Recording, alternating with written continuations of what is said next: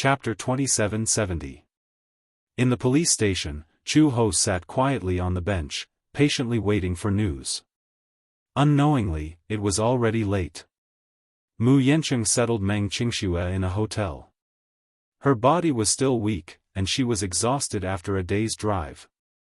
Although she was a little worried about Xiao Bao's whereabouts, Chu Ho comforted her that even if she stayed at the police station, she might not be able to make any progress. She might as well go back to the hotel to rest first. Meng Qingxue listened to her. Chu Ho waited at the police station for an entire night. The police officer clearly told her that there would not be any progress if she just waited at the police station. The DNA test would take some time. It was already so late, and the hospital had already knocked off, so there would not be any movement. The earliest they could get the DNA test report would be tomorrow morning, when the hospital went back to work. The police station would then send someone to rush them. However, Chu Ho stubbornly stayed at the police station and refused to leave. She firmly believed that she had to know Xiao Bao's whereabouts as soon as possible. Otherwise, no matter how tired she was, she would not be able to sleep in peace. It was a long night. Finally, dawn came. Chu Ho waited for several hours in torment. Finally, at 10:30 a.m., the hospital gave her a reply.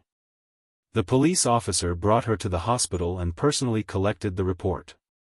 When she held the report in her hand, Chu Ho looked at the words on the report, confirmed paternity. She finally could not control her surging emotions and her eyes turned red with excitement. It's Xiao Bao. He's still fine. He's still alive and well. Chu Ho was so excited that her shoulders trembled uncontrollably. She thought that he must have met with some mishap, but she had been controlling herself and did not dare to think of the worst. She was afraid that her words would really come true. However, when she learned that Xiao Bao was still alive and well, she was so surprised that she could not believe it. "Officer, have you seen this report?" Chu Ho handed the report to the police officer with a smile on her face. "Since it's confirmed that I'm related to that child, please bring me to him immediately." Strange. The police officer held the report and muttered with a strange expression. When Chu Ho heard this, she raised her eyebrows and asked in confusion, "What's strange about it? Is this child really your biological son?" The police officer raised his hand and rubbed his chin as he narrowed his eyes. "But I contacted the Shangguan Public Security Bureau yesterday, and they replied that the child was brought back by his biological father. Since you're the child's mother, then, what's the relationship between you and the child's father?" Generally speaking, no matter how abnormal the relationship between a child's mother and father was, a child's mother. In other words, even if they were divorced, the children's parents would still be able to communicate with each other. However, no matter how he looked at it, he felt that this woman's background was somewhat unusual. He bit her lip and said with some difficulty, "Actually, I don't know who the child's biological father is." "What? You don't know?" The police officer was shocked. How is that possible? No matter how careless a woman was, she would still know who the father of her child was, right? Unless it was a one-night stand. After making love with a strange man, she accidentally got pregnant and gave birth to the child. It's true. Chapter 2771.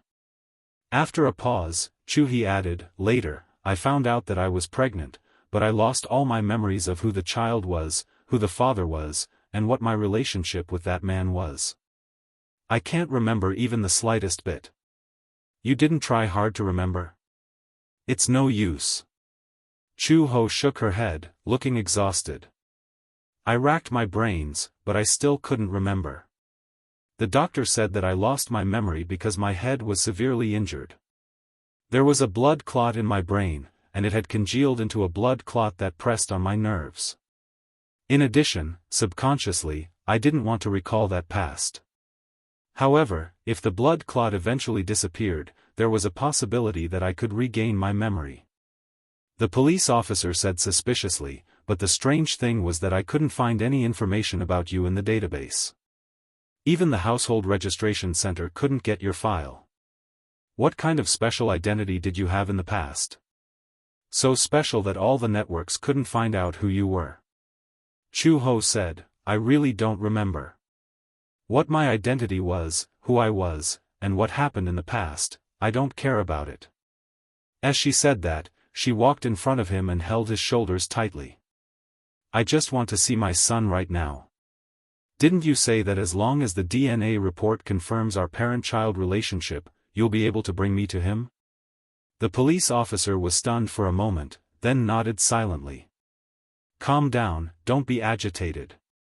Don't worry, the child is very safe. Come back to the police station with me later. I'll help you contact him and bring you to see him. Okay. Chu Ho smiled, and her expression finally relaxed. However, perhaps it was because she hadn't slept well for a few days, but Chu Ho's complexion was really bad. Her eyelids were dark, and her face was ashen. There was no color in her face. He couldn't help but worry. Do you want to have a good rest? You don't look well. No need. Chu Ho waved her hand. I'm fine. The police officer was kind. Madam Chu, if you ask me, your body is your own. You haven't slept for a few days, right? If this goes on, your body will be exhausted. Even if it's for the child, you have to take good care of your body. Chu He sucked in a deep breath of cold air and turned around abruptly. Staring at him with bloodshot eyes, she asked, Have you ever had a child? Do you know the pain of being separated from your own flesh and blood? She continued to push him. The police officer stared at her blankly. Chu Ho's shoulders heaved uncontrollably. Over the past few days, he had been scared witless, restless, and worried about Xiao Bao's whereabouts. Coupled with the fact that he hadn't slept for a few days and his physical exhaustion, he vented all of his frustrations. For the past 5 years, Xiao Bao has never left my side. He must be very scared and helpless right now. He must want to see me immediately. I miss him very much too. I'm very worried about him. No matter how much you emphasize to me that he's safe and not in danger, I also hope to appear in front of him in the next second to comfort him, protect him, and not let him be frightened. You're a police officer. What you have to do is to help me find the child immediately, not. Chu Ho's blood rushed to her heart. Halfway through her sentence, there was a destructive darkness in front of her, and her body swayed lightly. Chapter 2772. When Meng Qingxue heard the news, she rushed to the hospital with Mu Yancheng. When they reached the door of the ward, they pushed it open and rushed in. They saw Chu Ho lying sickly on the bed. Her face was pale and weak, and there was no sign of life. It was as if her body was already an empty shell. Meng Qingxue rushed to the bed anxiously, only to see Chu Ho lying on the bed. Even though she was unconscious, her brows were tightly knitted, as if she was immersed in great pain. The doctor was holding a clipboard by the bed and writing something silently. Meng Qingxue walked over and lowered her voice. She asked in a panic, Doctor, what's wrong with her? Why does she look so weak?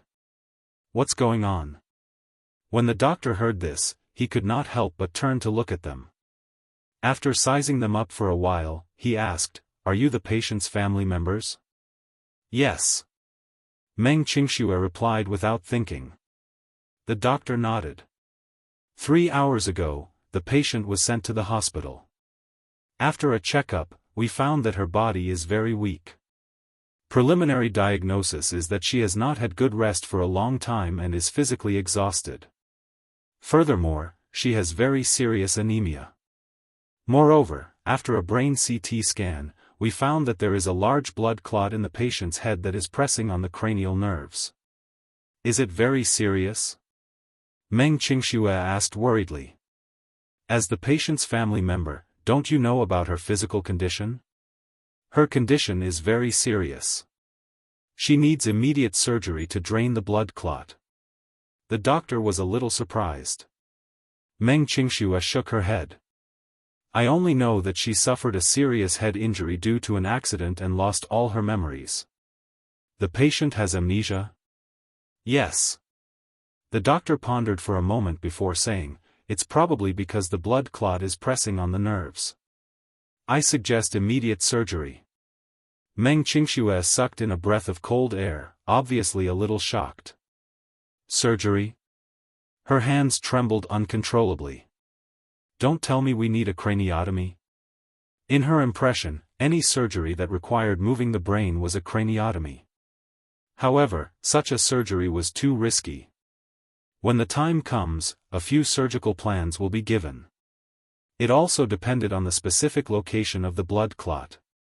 If it was in the brain or the internal capsule, it would definitely require a craniotomy, which was also very risky. However, if the location of the blood clot is relatively shallow, we can also perform a minimally invasive surgery to remove the hematoma through ventriculoscopy. Minimally invasive? Is it an incision on the surface of the head? The doctor nodded. Yeah, that's pretty much it. What if we don't do the surgery? There are countless possible risks, but for the time being, we can't determine the specifics. Some patients insisted on not undergoing surgery because the location of the blood clot was more dangerous. It pressed on the nerves and skull. There were also some patients who died of sudden cerebral hemorrhage. There were also cases where the blood clot slowly disappeared after more than 10 years. Everyone's physique was different, and the situations they encountered were also different. However, to be safe, surgery was still recommended.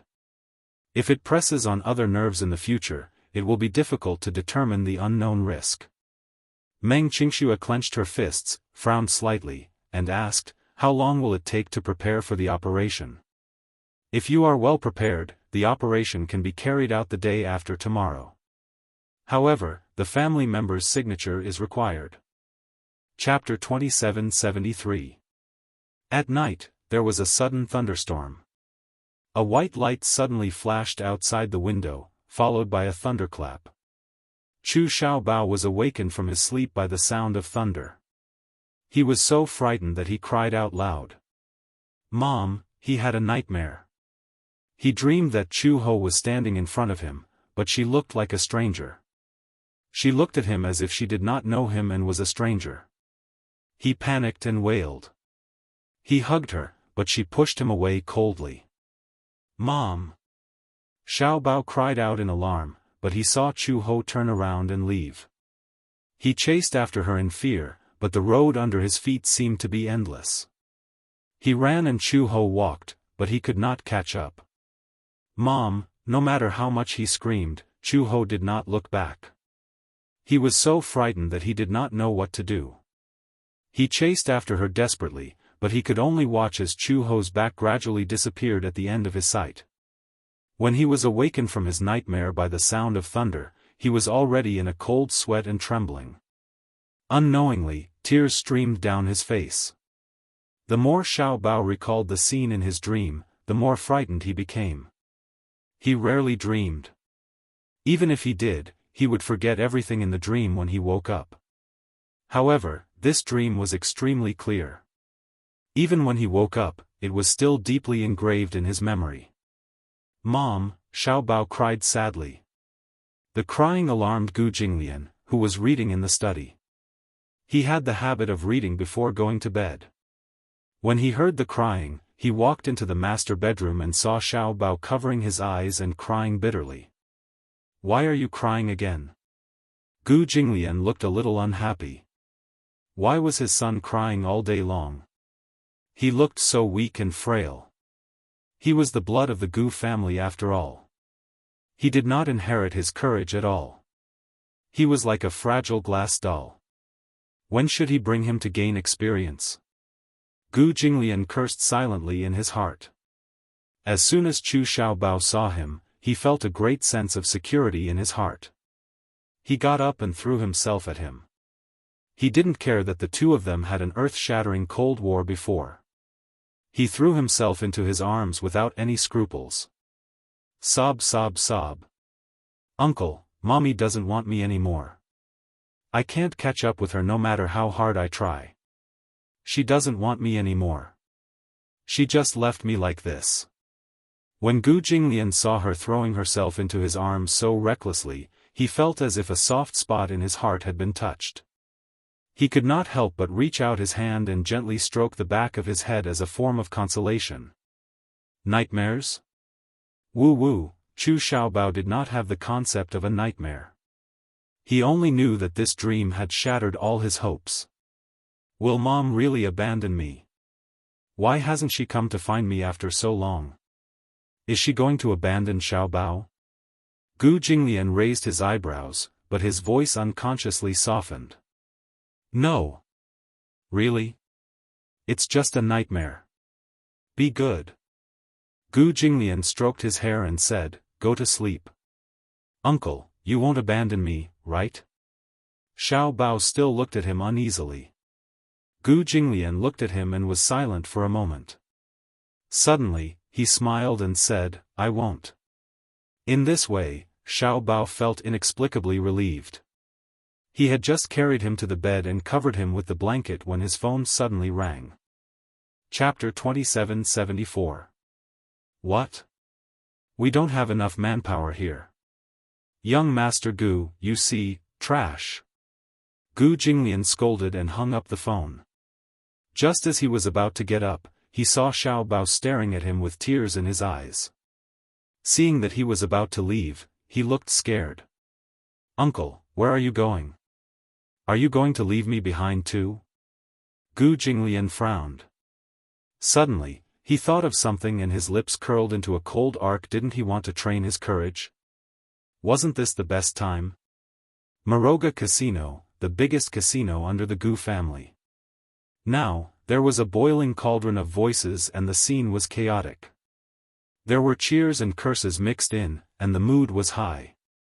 This was the biggest gambling den in the capital, and also the only casino in the capital that was not controlled by the government. It had always been controlled by the Gu family's Vermilion Bird Hall, and was also the territory of the Gu family's power. At this moment, in the middle of the hall, two groups of people were fighting with their weapons. Flesh and blood flew everywhere, accompanied by angry curses and roars, and the scene was chaotic. The gamblers were all crowded on the second floor in fear. Some people were injured because of the fierce conflict, but because of the chaos, they could not get out for a while. They had no choice but to cover their wounds and watch in a panic in front of the railing. Some people were already so scared that their legs were weak. They were half kneeling on the ground, and their faces were pale and colorless. Suddenly, there was a clamor from the crowd, with a sense of provocation and arrogance. It was arrogant and insufferably arrogant. Damn it! Brothers! Go! Smash it for me! Smash it for me! Take revenge for the brothers of the Green Dragon Group who died in vain. Go! At the command, the people of the Green Dragon Group all pulled out large machetes from their backs. Their faces were ferocious as they waved their machetes and rushed forward. The crowd became more and more chaotic. For a moment, there were wails, cries of pain, and sounds of fighting. At this moment, the door of the casino was suddenly kicked open by someone, accompanied by a deafening gunshot.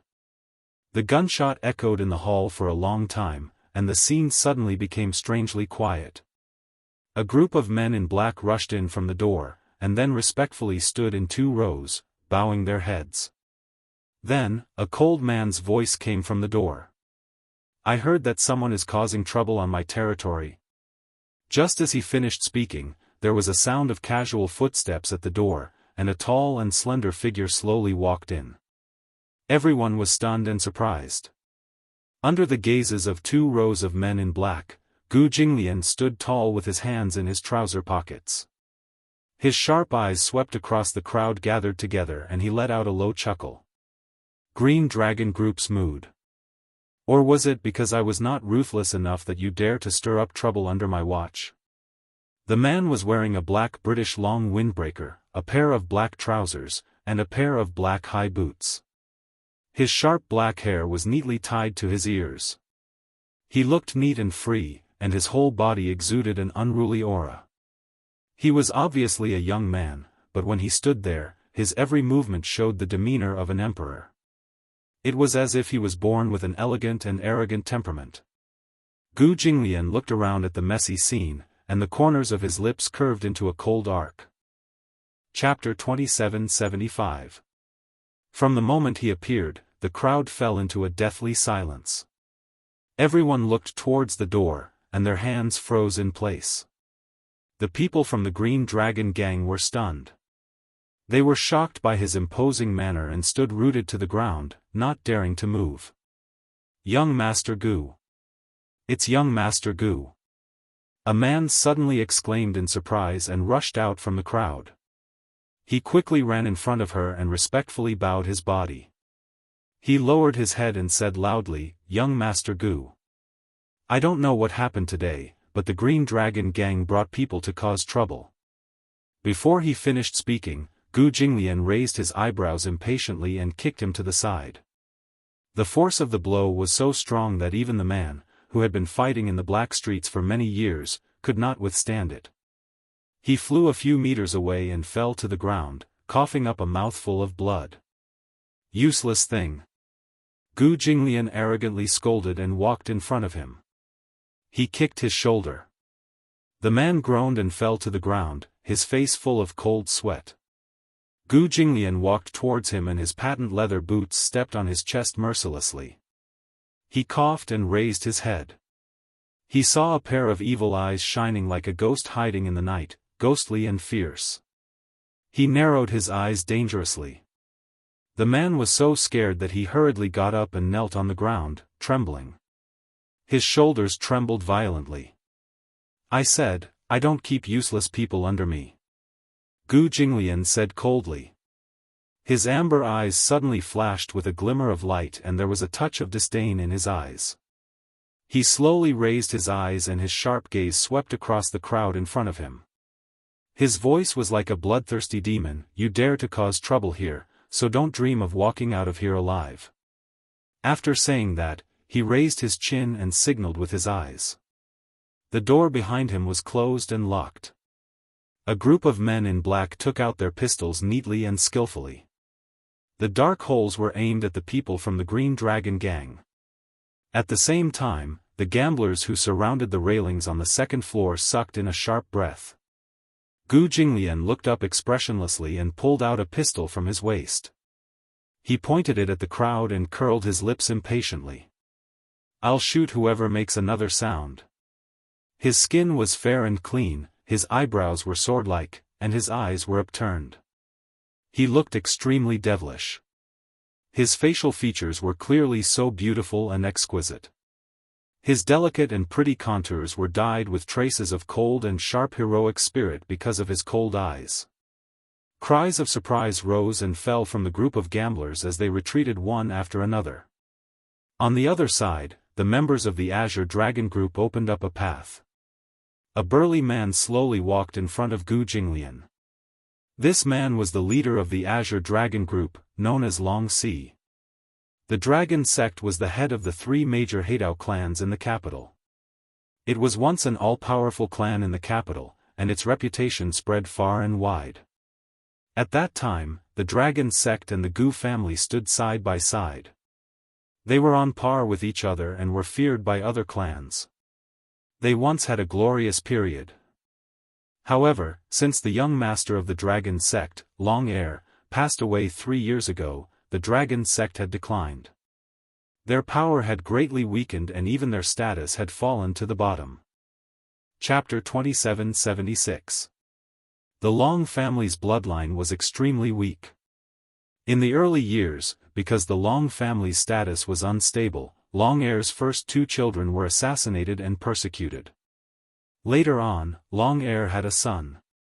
However, when Long Air passed away 3 years ago, Long Si was only 16 years old. In order to revive the Long family's prosperity and protect the Dragon sect status in the underworld, Long Si had no choice but to rope in other families through marriage a year ago to obtain protection. However, the prosperity of the Dragon sect was something Gu Jinglian could not bear to see. No emperor would be willing to share the country with others. The capital was his territory. If the dragon sect wanted to rise, they had to ask if he could agree. Therefore, a few days ago, the Gu family gathered together and took action.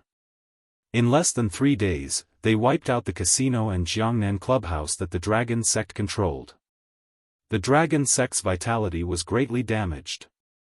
The Jiangnan clubhouse was the dragon sect's largest gathering place.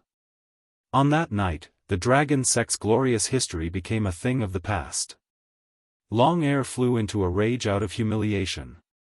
Therefore, he gathered his men on this day to bring bad luck to the Gu family.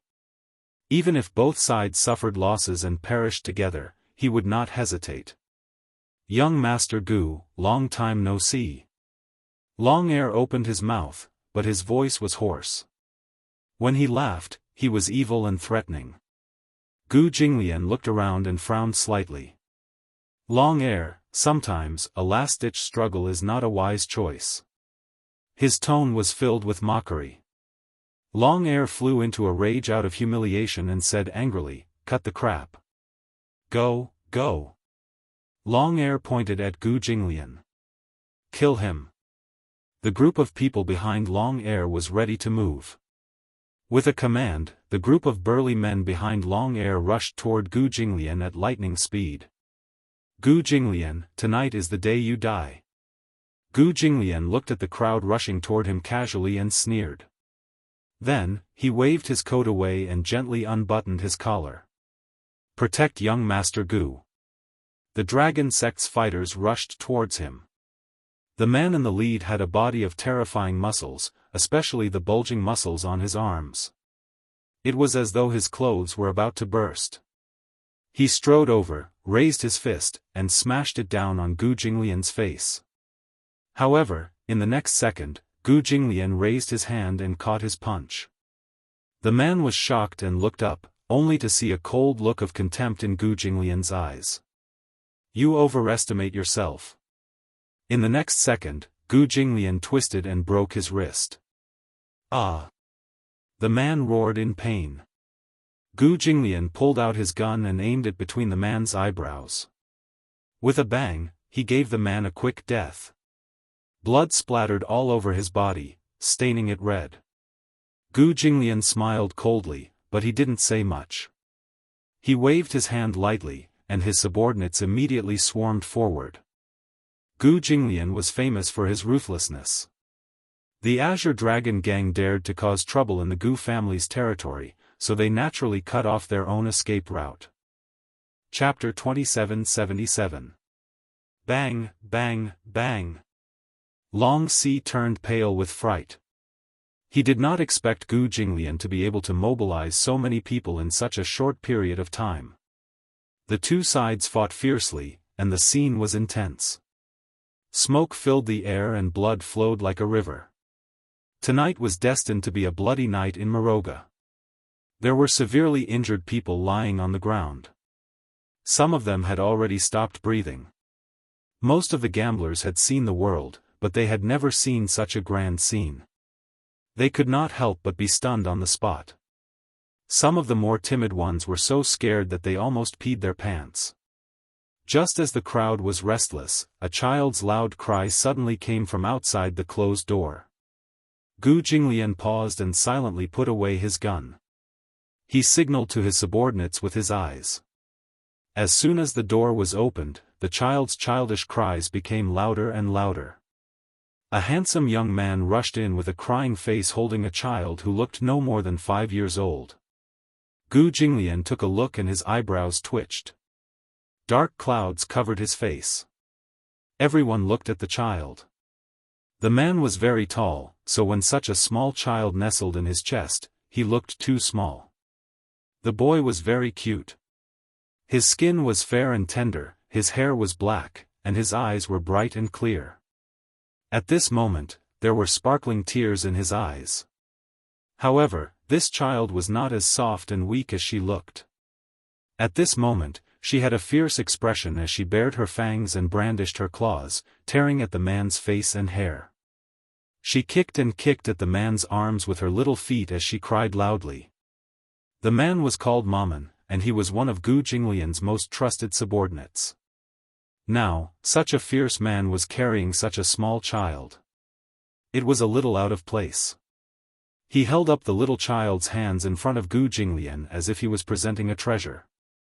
"Boss, the young master has been crying non-stop. I can't coax him no matter how hard I try." Maman frowned in distress. Before he could say anything, Chu Xiaobao in his arms pouted his cherry-red lips and cried out twice. His teary eyes stared innocently at Gu Jinglian. That sad and pitiful look in his eyes made one feel pity for him. Gu Jinglian carried him in his arms with one hand. Chu Xiaobao hugged his shoulders and looked around curiously. Just now, he was carried by Maman outside the door. It was pouring rain outside and thunder was rumbling. He was timid and was scared to tears, crying for Gu Jinglian. Gu Jinglian did not want the little guy to come into contact with such a scene. However, as the young master of the Gu family, he would definitely see more of such scenes in the future. He soon discovered the corpse lying in a pool of blood in the casino. Confusion flashed across his eyes, but when he recognized the sticky bloodstains on the ground, his face turned ghastly pale in fright. "Uncle! Ugh, so much blood!" Maman looked at the child's shocked expression and could not help but ask worriedly, "Do you want the young master to leave for a while?" "No need." Gu Jinglian sneered, "The people of the Gu family have lived a life of licking blood from the tip of a knife since they were young. If they can't even see such a scene, how can they still be considered a member of the Gu family?" Chapter 2778. There's no need. Gu Jinglian sneered. The Gu family members have been living on the edge of a knife since young. If they can't even see such a scene, how can they still be considered part of the Gu family? Gu Jinglian carried Xiao Bao Chu with one hand. His eyes suddenly narrowed dangerously as he cursed silently in his heart.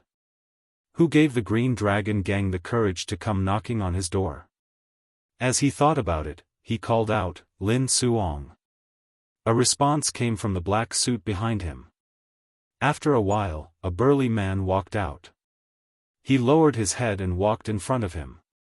He said in a deep voice, "Boss, please give me your orders."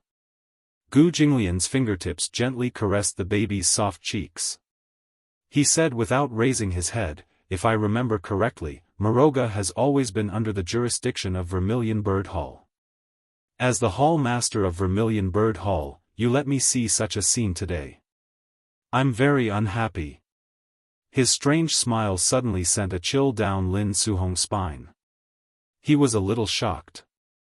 Just as he was feeling guilty, he saw the man turn around and glance at him from the corner of his eyes.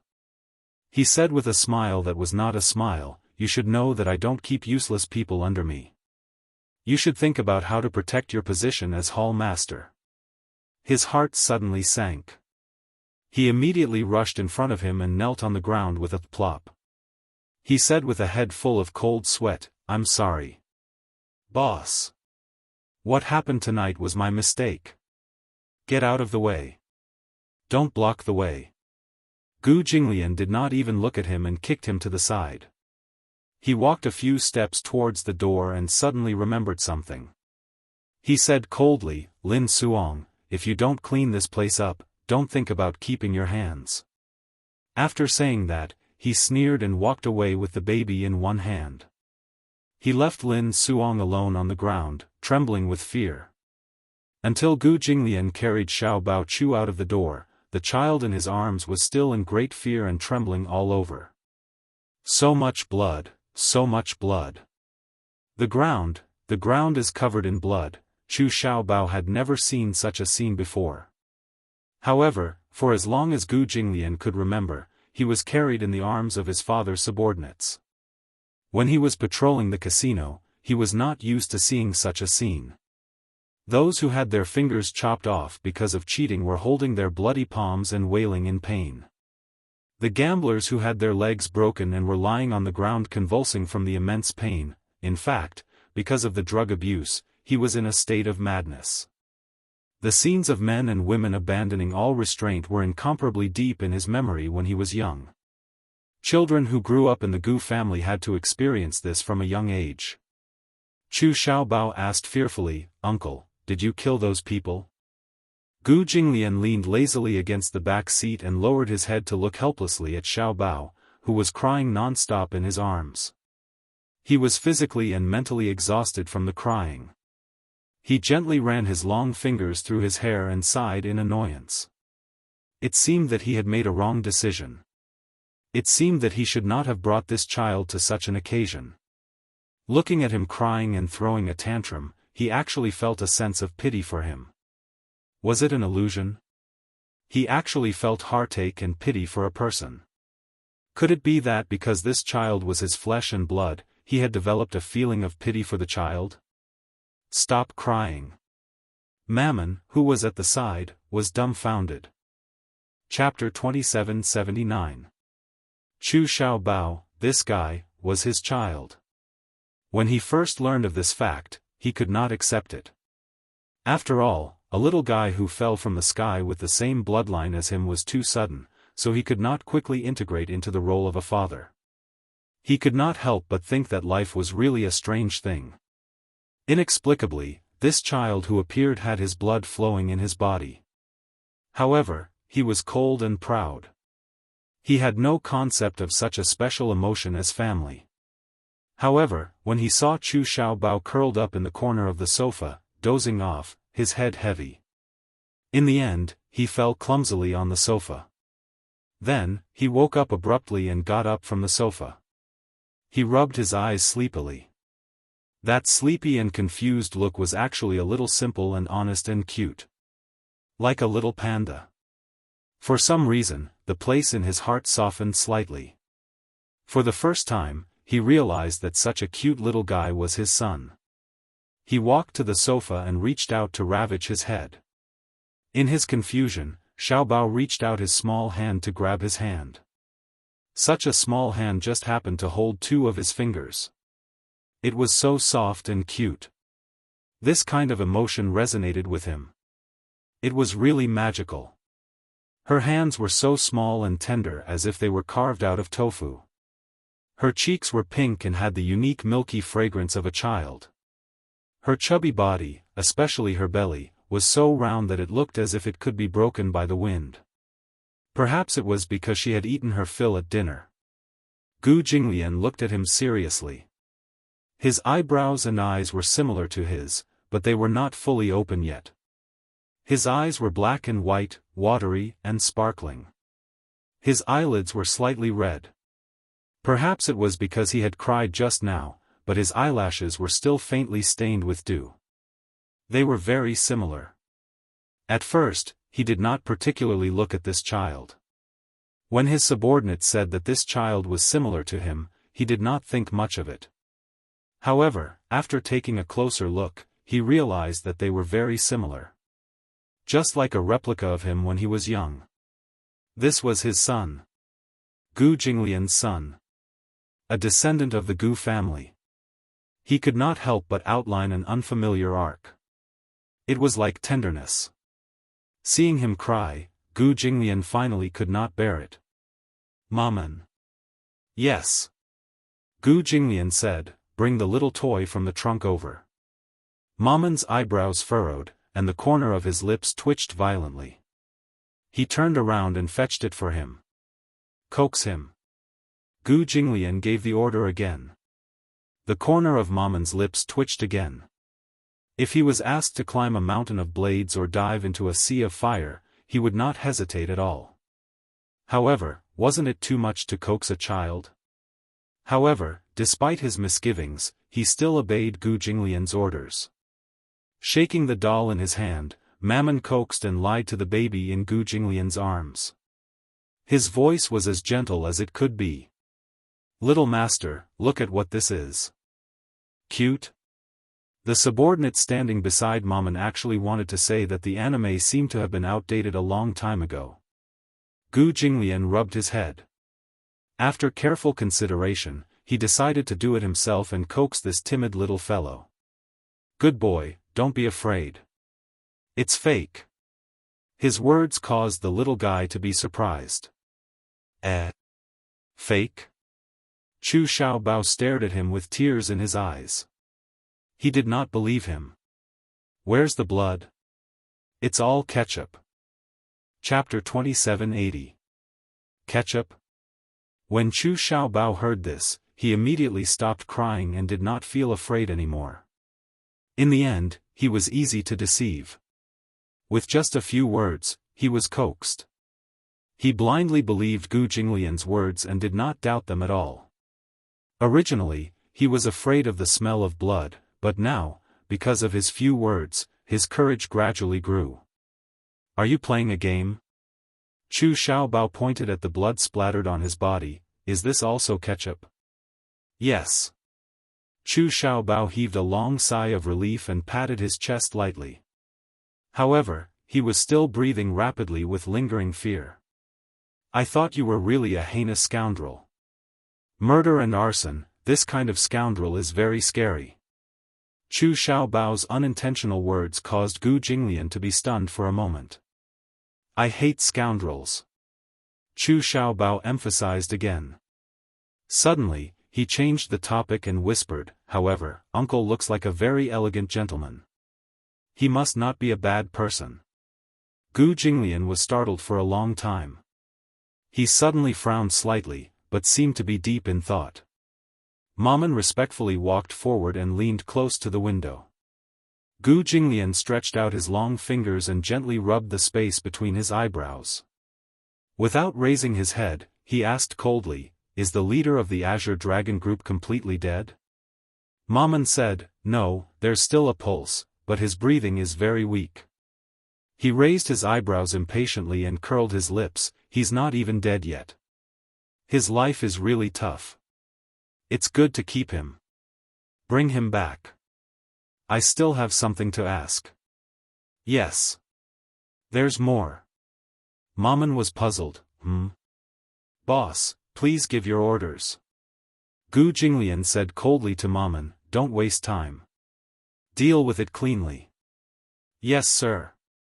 Also, everyone except Long Si, do it for me. Don't leave a single one alive. Yes, sir. Gu Jinglian frowned and scolded with a gloomy expression. It's really bad luck to see blood in the middle of the night.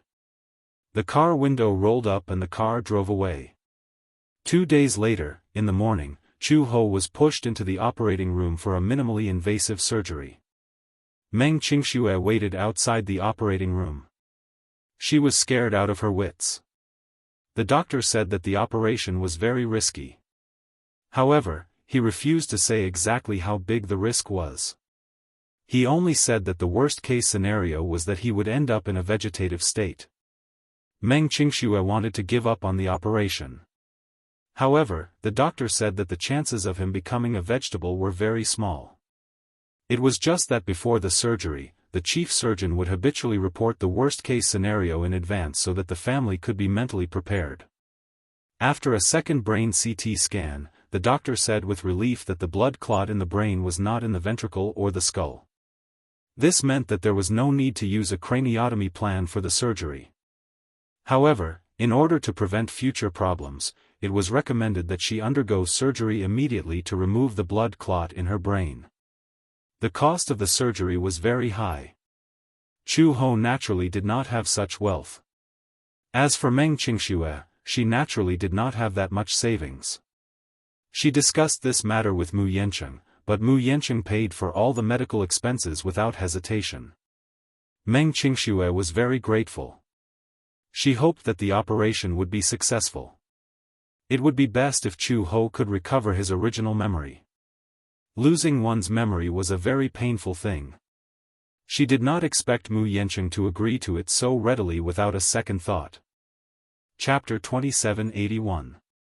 He was not so kind-hearted as to pay hundreds of thousands of yuan for an unrelated person's medical expenses for no reason. However, Chu Ho was different. During this period of time, Meng Qingxue had been staying at his house. He had to admit that Chu Ho had taken very good care of her. He wasn't a heartless person, and he still had to remember this favor. After all, he did not take good care of his woman. This Chu Ho had taken care of Qingxue for him for a period of time. He had to repay this favor. Moreover, to him, a few 100,000 was an insignificant amount.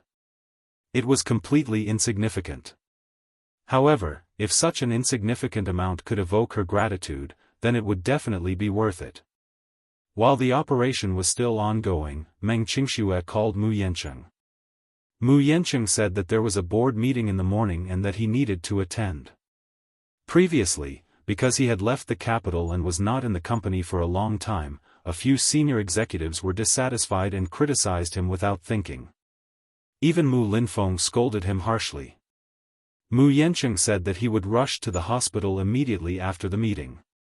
Meng Qingxue hung up the phone, but she felt an inexplicable feeling. Mu Yancheng seemed to be treating her differently than before. In the past, when she called him, he would never pick up when he was busy, let alone when he was in a meeting.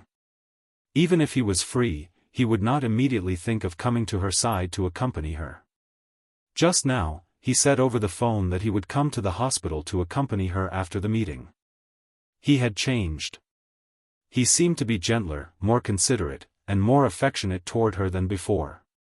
She could not get used to this Mu Yancheng in such a short time. Meng Qingxue could not help but think mockingly, could it be that he only feels that he should cherish something when he loses it? She looked up at the lights above the operating theater. The doctor said that the operation would probably last until the afternoon. As it was a relatively major and complicated operation, the process was relatively long. Meng Qingxue looked at the time. It was almost noon and her stomach was a little hungry. Hence, she planned to go to the snack bar to buy some bread and yogurt to fill her stomach. As she was worried about Chu Ho, she was not in the mood to go to a restaurant. Meng Qingxue walked to the snack bar, bought some bread and water, and turned to enter the elevator. When she returned to the entrance of the operating theater, she was surprised to see a woman sitting on a bench outside with her arms crossed with an arrogant expression. She was surrounded by several tall men in suits. Meng Qingxue was stunned. She thought that she had gone in the wrong direction. However, when she got closer, the woman sitting on the bench also noticed her. She raised her head, and on her face with light makeup, her eyes were extremely sharp and domineering. "You are," Meng Qingxue did not know her and had never seen her before. However, when she spoke, the woman sneered and said coldly, "So, Meng Qingxue, looks like this? I thought you were as beautiful as a fairy. Now that I've seen it with my own eyes, that's all there is to it." The moment she opened her mouth, Meng Qingxue was taken aback. It was as if a taut string in her head had snapped. She frowned and uttered the name she had suspected. "Are you Song Enya?" "Oh." Song Enya raised a brow in surprise. "You know me?"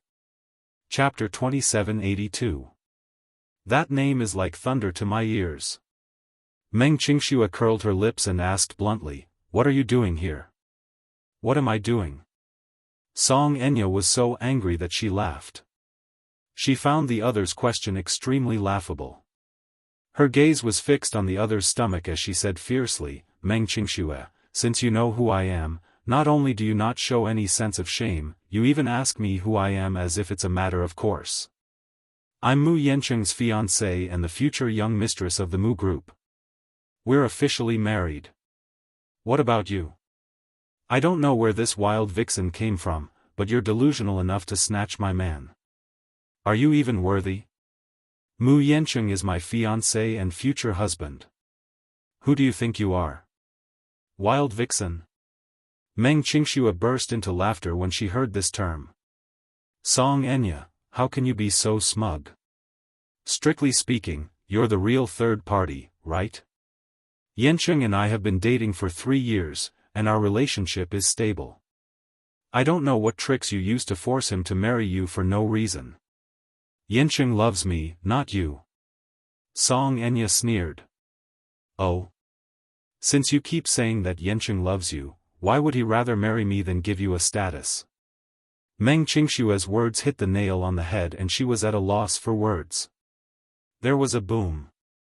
As if she had been struck by lightning, she could not move at all. This was an irrefutable fact. Yes. Mu Yanqing kept telling her how much he cared about her, but he was unwilling to marry her. However, no matter how much he detested Song Enya, she was still his legitimate fiancée. She bit her lip tightly as her face turned pale. She did not know how to refute this. Song Enya continued aggressively, no matter how unwilling you are to admit this matter, the truth is still the truth. Do you think Mu Yanqing loves you that much? Or do you think that binding you to my side is just because I covet your youth? I admit that you do have some beauty, and Yanqing has taken a fancy to this. He wants to possess you and squander your beautiful youth, but he's unwilling to give you a home. He wants to possess you without restraint, but he's not even willing to give you a status. Don't tell me you really think that this is what love is. He said he loved you, but he wasn't willing to give up his wealth for you. Do you know why Yanqing agreed to marry me? Because with my ability, I can give him everything he wants: power, prestige, and status. Is this something you can afford to give me? Not only can you not afford it, but for you, he might even have to give up his wealth. Right now, the only reason he didn't change his mind was that he hadn't had enough fun yet. When he's tired of you, you'll be nothing more than a withered flower. Shut up. Meng Qingxue couldn't take it anymore. She interrupted her and sneered, so? You traveled thousands of miles to find me, just to show off your prowess? I won't fall for that. Withered flower? How could this woman's mouth be so vicious? Ha ha. Song Enya sized her up before her gaze slowly moved down and finally landed on her flat belly. She suddenly mocked, "Oh, how could I forget that you're pregnant? Why? Did Yanqing ask you to give birth to this child? Didn't he ask you to abort it?" Chapter 2783. Tisk, tsk, tsk. Song Enya shook her head mockingly. If this child is really Yanqing's, it should be very beautiful. However, it's a pity that the mother is disappointing. This child is destined to be a bastard from the moment it's born. You. Meng Qingxue sneered and retorted, "It's not up to you to judge whether it's a bastard or not. I'm just telling the truth." As Song Enya spoke, she stroked her lower abdomen meaningfully and smiled. "It's also an unborn child. My child is destined to be doted on the moment it's born.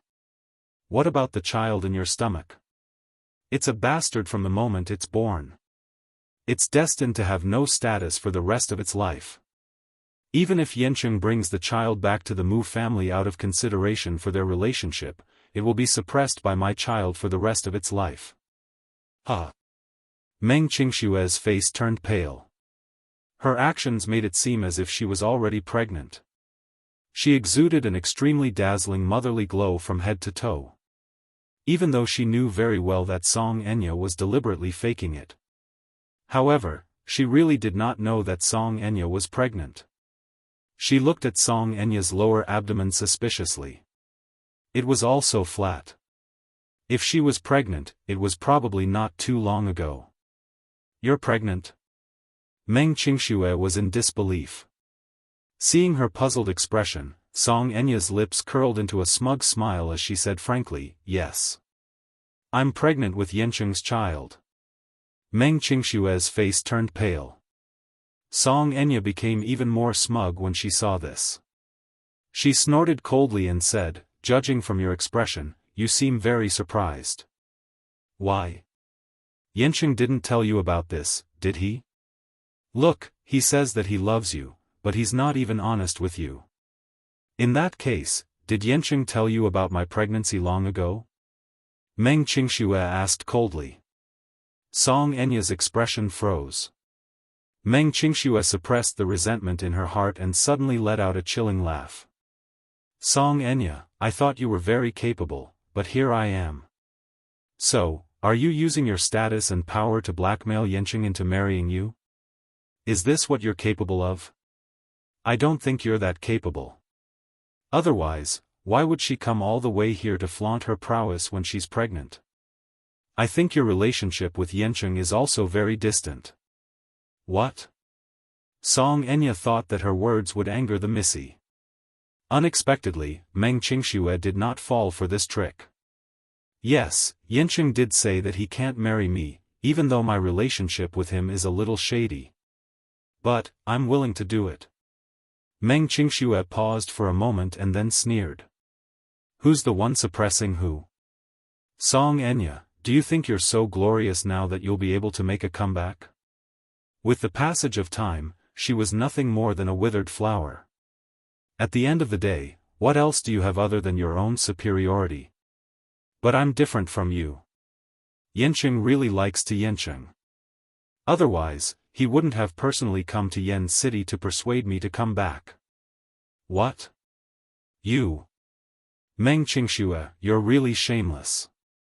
Song Enya was furious. Chapter 2784. As for status, those things are indeed very important. However, what I can't have now doesn't mean that I can't have it in the future. Have you heard of a third party ascending to the top? Song Enya, let's wait and see. I swear that I'll take back everything that originally belonged to me.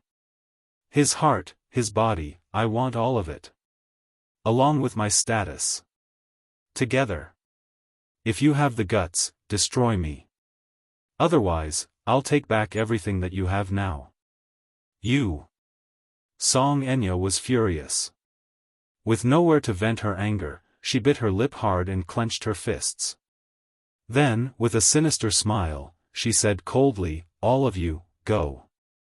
Teach this shameless B***tch a lesson.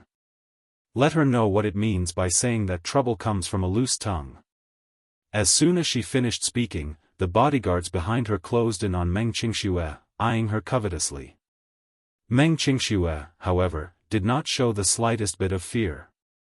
Instead, she calmly watched as they closed in and surrounded her. The next second, Mu Yancheng's cold voice came from behind. All of you, stop it. Song Enya was stunned. When she came back to her senses, she looked in the direction of the voice and saw Mu Yancheng walking toward Meng Qingxue. When he reached her side, he stopped in his tracks and raised his leg to kick the bodyguard who was about to make a move on Meng Qingxue. Get lost. The bodyguard did not lose his temper at all and dodged to the side dejectedly. No one would dare to go against the person with the highest authority in the Mu family. Mu Yancheng? Why is he here? She had found out that Meng Qingxue was in this hospital earlier, so she came here with her men. She wanted to take advantage of Mu Yancheng's return to the Mu group for a board meeting to show her who was boss. Yancheng. Song Enya was flustered and exasperated. I was wondering why I didn't see you these few days. It turns out that you've been with this B***tch all this time. Have you forgotten about our marriage agreement? Who is this woman? You're not even married yet, and you're already flirting with other women. Mu Yancheng, let's see how you're going to explain this to me. She spoke in a righteous manner, as if she was a first wife who had caught an adulterer in the act. The man swept a cold glance at her and sneered. Song Enya, we're not married yet. There wasn't even an engagement. Don't talk to me in such a tone. You don't have the qualifications to do that. You. Song Enya sneered in anger. Are you speaking up for this wild woman? Don't forget that I'm your legitimate fiancé. And she. Shut up. Mu Yancheng was obviously protecting Meng Qingxue, and his tone toward Song Enya was extremely nasty.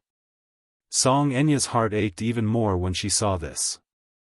When Meng Qingxue saw him, she immediately hugged him aggrievedly. Burying her head in his chest, she sobbed, Yancheng, you're here. You came at the right time. If you came one step later, I'm afraid I won't be able to keep the child in my stomach. You know what? She said, I'm a wild vixen, you're playing with my feelings. She even said that the child in my stomach was a bastard and that it would be a bastard the moment it was born. But I don't understand. If this child is a bastard, then as the child's father, wouldn't she be insulting you? I couldn't stand it, so I retorted a few times. She flew into a rage and said that she wanted to abort my child. I was so scared. She pretended to be weak and helpless. Mu Yancheng's heart ached when he saw this. Chapter 2785. This B***TCH really knows how to sow discord. When did she say that she wanted to get rid of the child in her womb?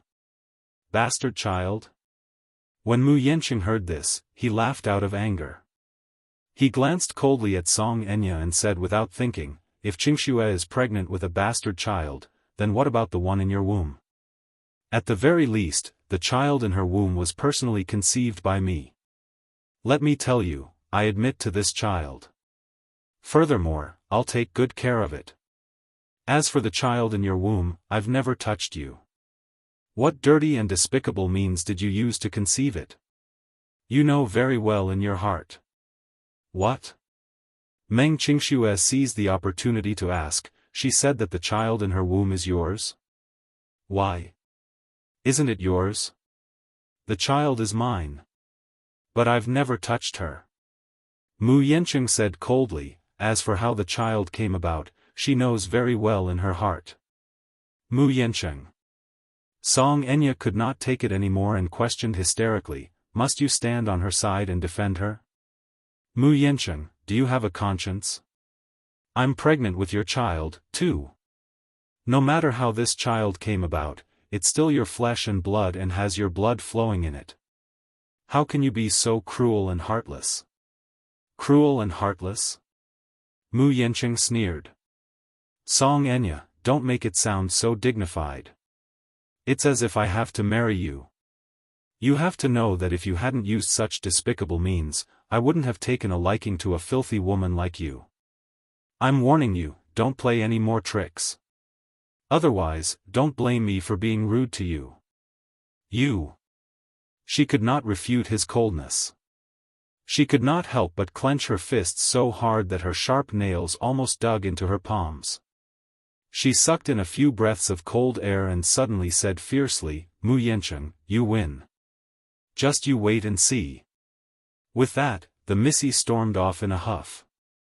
The bodyguards behind her exchanged glances before hurrying after her and soon disappeared from their sight. It was only after Song Enya left that Meng Qingxue regained her cool demeanor. She pushed him away unhappily and walked to the side with an awkward look on her face. Mu Yancheng walked over and held her shoulders. Straightening her body, he asked patiently, what's wrong? Did she make you angry? What else? Meng Qingxue smiled faintly. Mu Yancheng, you're really amazing. Do you think it's still ancient times? Do they still practice polygamy? Today, there was Song Enya, tomorrow, there would be another Li Enya. What should I do? I don't even have a status. Do I deserve to be trampled under their feet? Don't overthink it. However, Meng Qingxue did not listen to his superficial words. Instead, she asked, is the child in her stomach yours?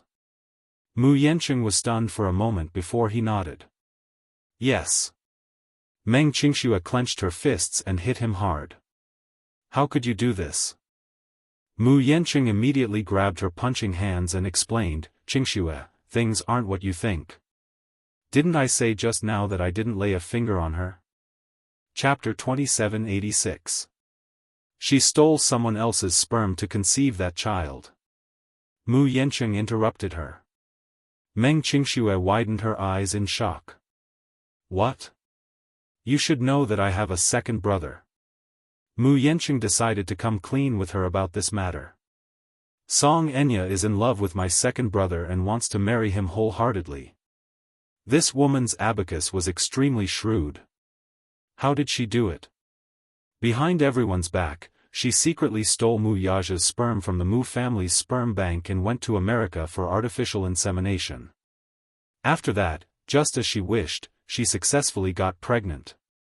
But no matter how good she is at scheming, how can she scheme against that second brother of mine? Mu Yaja secretly did something behind her back and destroyed his sperm from the bank long ago. Song Enya used my sperm to conceive the child. What? Meng Qingxue turned pale with fright. This was ridiculous. This was even more bizarre than the bizarre plots in the television dramas she had watched. Sperm? Artificial insemination? How could that woman do such a thing? Shameless. Song Enya even accused the child in her womb of being a bastard. Then, what was the child in her womb?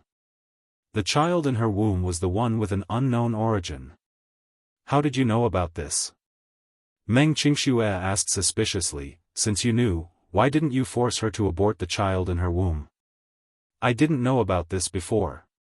After all, I wasn't very familiar with her at that time.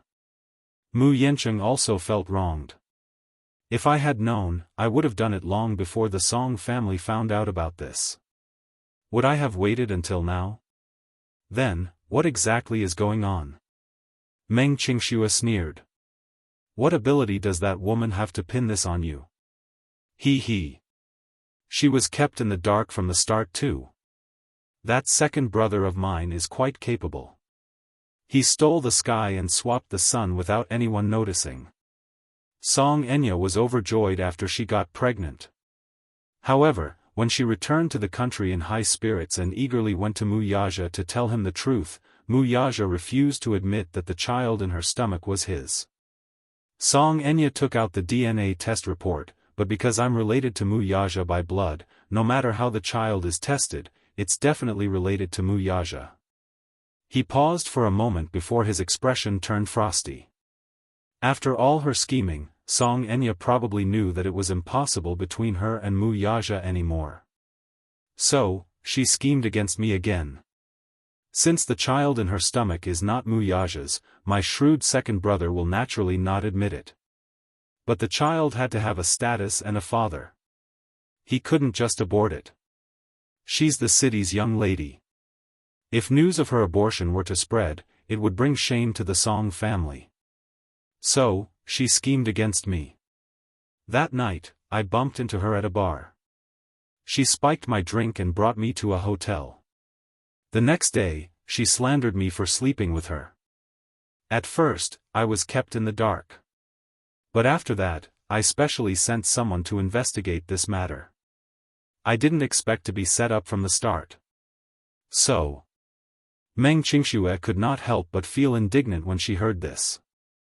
Why did you marry such a woman? Chapter 2787. Mu Yancheng's expression was a little solemn. I just got promoted and didn't have a strong foundation.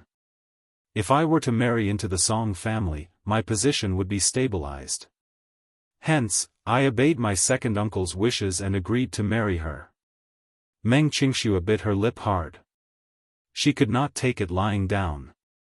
She could not take it lying down. At the end of the day, it's because I'm a commoner with no status or background that I can't be with you, right? Meng Qingxue smiled coldly and suddenly sucked in a breath of cold air. How ridiculous. What's the point of marriage? Isn't it because of love? What a joke. Mu Yancheng suddenly stopped talking. Seeing that he did not speak, Meng Qingxue felt a chill in her heart. She suddenly turned around and sat back on the bench in silence. However, the tears in her eyes could not be stopped. What Song Enya said was right. He could love her and give her all the glory and wealth, but he could not give her the most basic status. What was the difference between her and a canary if she stayed by his side? She swore that she would snatch Mu Yancheng back from Song Enya. Unfortunately, she did not have a family background like Song Enya's. Just the word family background was enough to crush her powerlessly. Mu Yancheng walked over and sat down beside her. He reached out his long arms and pulled her into his embrace. Qingxue, don't think too much. I can swear to you that I have no feelings for Song Enya at all. Everything can't even be considered as an act. In the future, I won't be like before and indulge in debauchery outside. I can promise you that from now on, I'll only have you and treat you well. I'll take good care of you. Mu Yancheng promised her again and again. I'll only have you in the future. There won't be any other woman. Xianxia, I'll definitely keep my promise. This is my promise to you. You can give me everything, but you can't marry me. Meng Xianxia suddenly became agitated. Why are you so obsessed with marriage? Mu Yancheng asked in puzzlement. Meng Xianxia's expression suddenly froze. She looked at him bitterly. Then what should I be obsessed with? Isn't marriage where love belongs? Wasn't this natural? This was a title, and also a basic respect for me. Mu Yancheng, do you even know what I need? Mu Yancheng looked at her expressionlessly in silence. Seeing that he was silent, Meng Xianxia felt even more wronged. Suddenly, she sucked in a breath of cold air. Her eyes were slightly red as she said calmly, I saw the news some time ago. Mu Yaja's fiancée is that popular A-list actress, Unspoken. I know that Mu Yaja is your second brother. I also know that he was willing to give up everything in the Mu group, including that glorious title, for Unspoken's sake. When I saw it, I was really touched. I was envious of Unspoken for being married to love. But I know that this kind of utopian love is something that can only be hoped for but not achieved. But to be honest, when I saw the news, I was so envious that my eyes were about to pierce through. Why can Unspoken be so happy, while I can only live lowly? Mu Yancheng suddenly interrupted him coldly. Are you blaming me? Mu Yancheng asked again, or are you blaming me for being useless? Chapter 2788. Meng Xianxia looked up at him in surprise, only to see that his face was cold. It was no longer as gentle and warm as before and was filled with unfamiliar hostility. Now that she was pregnant, no matter what she said, he would go along with it. Even if he had to coax or lie to her, he would never let her suffer. However, his pride could not tolerate comparing him to Mu Yaja. When he was young in the Mu family, Mu Yaja was the one who was compared the most. He had heard the name Mu Yaja so many times that his ears were about to grow calluses. This name was shrouded in a halo, like a high and mighty god, unreachable. Some people were born with outstanding talent, such as Mu Yaja. Some people were not talented enough, such that even if they worked hard later on, it would be difficult for them to surpass them, such as him. It was not that he did not work hard, but no matter how hard he worked, he could not catch up to this man. Of all the things she shouldn't have done, the thing she shouldn't have done the most was to compare him with that man. However, it did not matter who compared him to Mu Yaja. It just had to be her. It just had to be the person closest to him. Since you think Mu Yaja is better, why did you choose me? Meng Xianxia's face turned pale for a moment, and she could not say anything. Xianxia, do you know why I want to marry Song Enya? Mu Yanchen smiled wickedly and said word by word, because only by relying on the power of the Song family can I help. I've just risen to power and don't have a strong foundation, so I need a marriage alliance to strengthen my background. Do you understand? Meng Xianxia could not take it anymore and asked, are the so-called power, status, glory, and wealth really that important? Power, status, glory, and wealth? Not important? Mu Yancheng sneered. Do you still remember? Back then, when you signed with the modeling agency, how much did I have to pay for the breach of contract? Meng Xianxia's lips trembled. 300,000. What I didn't tell you was that the boss of the modeling agency raised the price and demanded 2 million before he would let you go. If I hadn't used some means to pressure them, 300,000? Do you want to leave? Do you remember the man you offended at the bar? Meng Xianxia recalled for a while in a daze. That's right. Back when she had accompanied Mu Yancheng to a bar, a middle-aged man happened to be sitting in the private room next door. When Mu Yancheng was dragged away to socialize, the man took the opportunity to take advantage of her under the influence of alcohol. In a fit of anger, she gave him 2 tight slaps across the face, causing the old man's eardrums to perforate. However, she did not expect him to be a high-ranking official in a certain company. In a fit of anger, he decided to teach her a lesson. In the end, I also used some means to suppress it. If I had no power or influence, what would you do? Until now, you will still be tied up by the modeling agency and sold to those old and fat men at a high price. Meng Qingshua's shoulders trembled violently. Mu Yancheng's face turned ashen again. Speaking of which, you're asking me how important wealth is. If I weren't Mu Yancheng and didn't have that kind of wealth, where would you have paid for your friend's surgery fees? After the child is born, the child's maintenance fees, nutrition fees, and confinement fees, can you do that with magic? Do you really have a place to stay in such a big city? Haha. Stop joking. Meng Qingxue was stunned again. Chapter 2789. Mu Yancheng suddenly sneered. Meng Qingxue, don't put yourself on such a high pedestal. Power, glory, and wealth?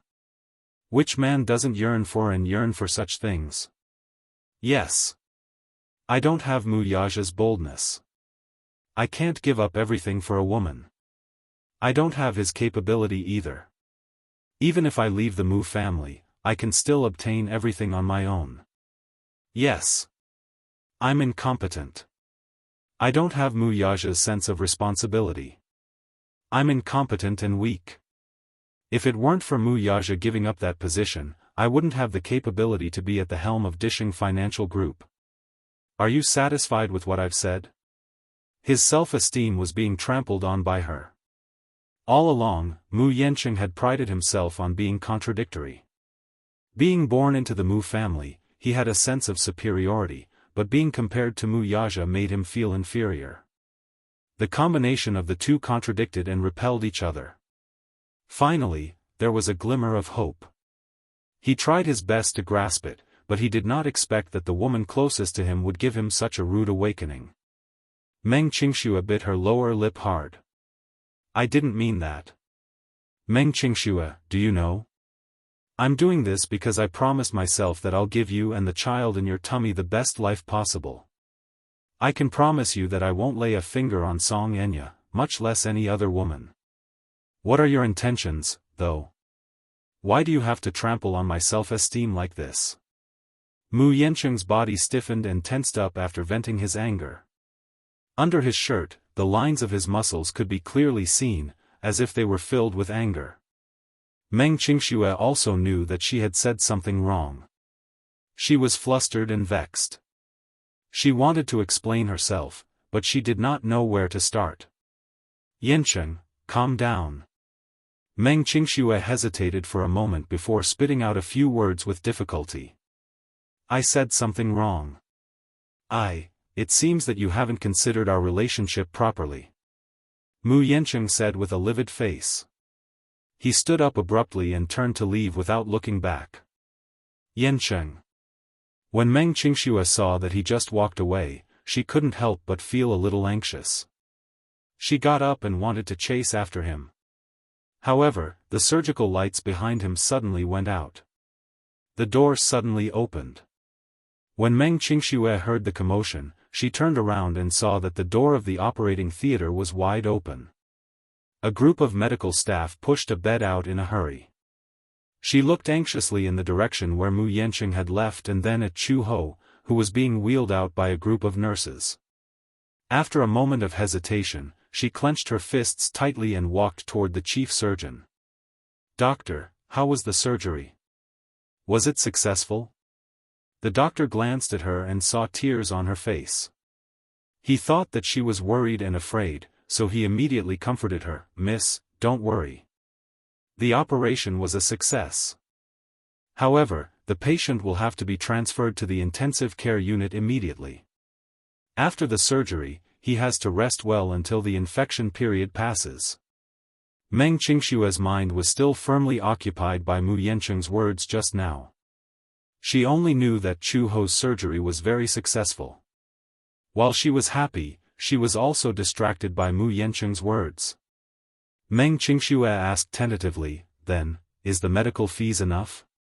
When the doctor heard this, he was stunned and asked doubtfully, the gentleman who was with you previously paid for all the expenses. He paid 300,000 yuan in one go. Didn't you know? Chapter 2790. Meng Qingxue was stunned, as if she had been struck by lightning. If you don't have any wealth, will you be able to conjure up the money for your friend's surgery? Wasn't the doctor's words a wake-up call for her as well? Meng Qingxue's heart suddenly clenched. Her breathing quickened and she was about to suffocate. Got it. Then, thank you, doctor. Don't worry. If you recover well and recuperate well, you should be able to regain your memory soon. Meng Qingxue clenched her fists and nodded blankly. After settling the procedures, Chu Ho was quickly transferred to the ward. Meng Qingxue stood by the bed absent-mindedly. Looking at Chu Ho, who was still under general anesthesia, her mind was filled with Mu Yancheng's angry words. What are you up to? Why do you have to trample on my self-esteem like this? Meng Qingxue suddenly broke down. Covering her face with both hands, she weakly retorted, I didn't. I really didn't. Chu Ho could not hear her muttering now. She was wearing an oxygen tube and her eyes were tightly shut. Her face was dead calm. Chu Ho, what should I do? Meng Qingxue gritted her teeth. I hope he knows that even if he has nothing, I'm still willing to be with him. However, I can't refute what he said at all. But, he really misunderstood what I meant. In the darkness, Chu Ho felt as if she was drowning in a black ocean. She was bobbing up and down, as if she was drowning in the water. She opened her eyes in a daze, only to see endless darkness. It was as if her soul had left her body and was floating in mid-air, without a sense of belonging. Who am I? Where am I? In a daze, Chu Ho seemed to hear someone calling her name. Vermilion Bird. Vermilion Bird? This was not her name at all. It was very unfamiliar, yet it felt familiar at the same time. It was gently calling out to her, and she actually had an unimaginable sense of belonging. Officer Vermilion Bird. Here. The Secretary General invites you to his office. He has an important talk. I'll be right there. Chu Ho looked in the direction of the voice and saw a woman who looked exactly like her. She was wearing a well-ironed uniform. She was tall and her back was straight. Her uniform was full of heroic spirit, which made her look fierce and valiant. On the armband was the symbol of Interpol, a sharp sword piercing through the earth and a scale pole, symbolizing the supreme majesty and justice. His field of vision gradually cleared, and what entered his eyes was a tall building filled with a majestic aura. The building was squarish, like a silver fortress, towering and magnificent. At the entrance of the building, the English logo, Interpol, was extremely eye-catching. Interpol was the second largest international organization in the world after the United Nations. It was also the largest police organization in the world. They play an irreplaceable role in deepening police cooperation and cracking down on transnational crimes. Interpol, or ICPO for short, was established in 1923. It was originally called the International Criminal Police Committee, and its headquarters was set up in Vienna, the capital of Austria. Chapter 2791. On the second floor after the war, the criminal police of France, England, and Belgium established a new organization and continued to use the original name of Interpol. After 1956, the Interpol moved to Lyon, France, and changed its name to Interpol. As the second largest international organization, Interpol maintained a neutral position. It would not intervene in politics, military, religion, or non-transnational crimes. Its goal was to put the safety of the world's people first, and its main goal was to investigate international terrorism. Terrorist activities, organized crimes, such as drugs. Let's go. Private army fire black money, high-tech crimes, transnational corruption, and other crimes. Interpol held a plenary meeting every year and often held various international and regional seminars.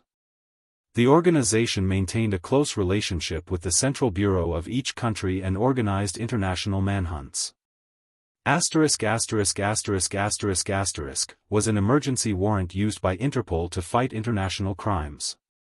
One of the most important branches of Interpol was the anti-mafia group.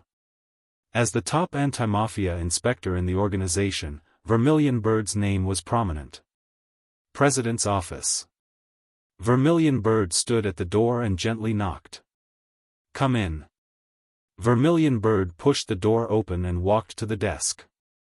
She looked at the middle-aged Asian man sitting on the chair and raised her hand to salute him. "Sir."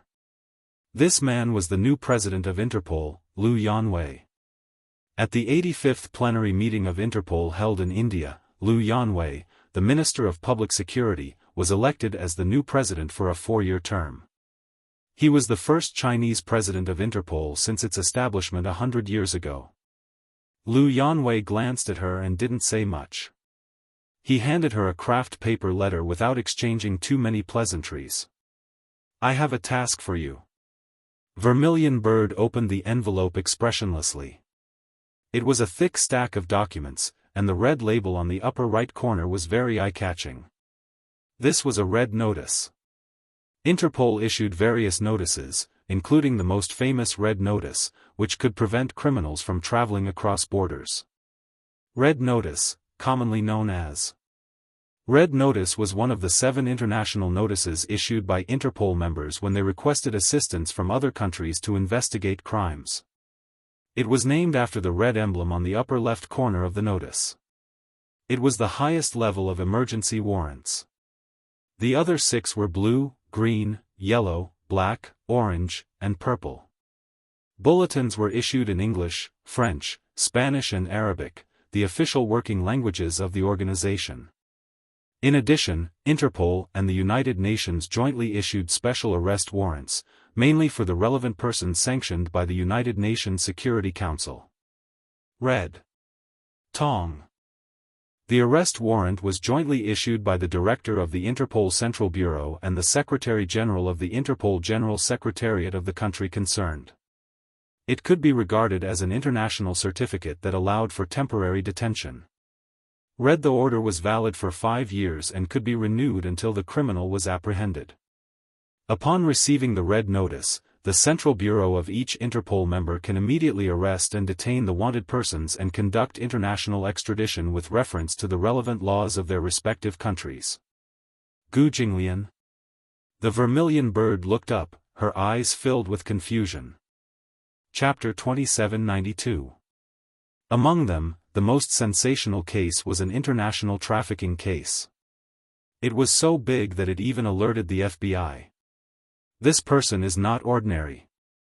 Liu Yanwei took a puff of his cigarette and flicked the ash away. The Gu family's influence in our country is not to be underestimated. However, I didn't expect them to be so rampant in recent years. If we don't stop them, I'm afraid they will become a cancer in the international criminal world. Vermilion Bird furrowed her brows and stuffed the documents into the envelope. She asked indifferently, "Sir, what orders do you have?" "I'll leave this task to you." "What should I do?" Zhu Ke was at a loss. The ICPO placed so much importance on this case. Gu Jinglian was not to be underestimated.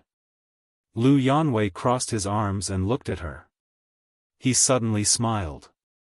"Vermilion Bird, as the top anti-corruption inspector, you have made outstanding achievements in the past 3 years. That's because you were an intelligence agent before this job, right?" Vermilion Bird smiled. "Yes. Since that's the case, as an intelligence agent, you should be good at sneaking into the enemy's camp to gather information," Liu Yanwei said. "Sir, do you mean that you want me to sneak into the Gu family as a spy? It's not enough to just have a criminal record. His crimes have been appealed by the Nuremberg military court. We need sufficient evidence to convict him." As Liu Yanwei spoke, he looked at her deeply. "I think Officer Vermilion Bird should be able to give me a perfect answer." "I understand what you mean." Zhu Ke saluted meticulously. "I'll go prepare." Zhu Ke turned around and left the office. Behind her, Liu Yanwei smiled satisfactorily. Chu Ho looked at Zhu Kei's figure disappearing at the end of the seemingly endless corridor with a puzzled expression. The image rippled like the surface of the water again. In the end, it was an old house. Zhu Kei became a spy under the alias of Red Lotus and successfully sneaked into the Gu family. The Gu family was divided into 4 main halls.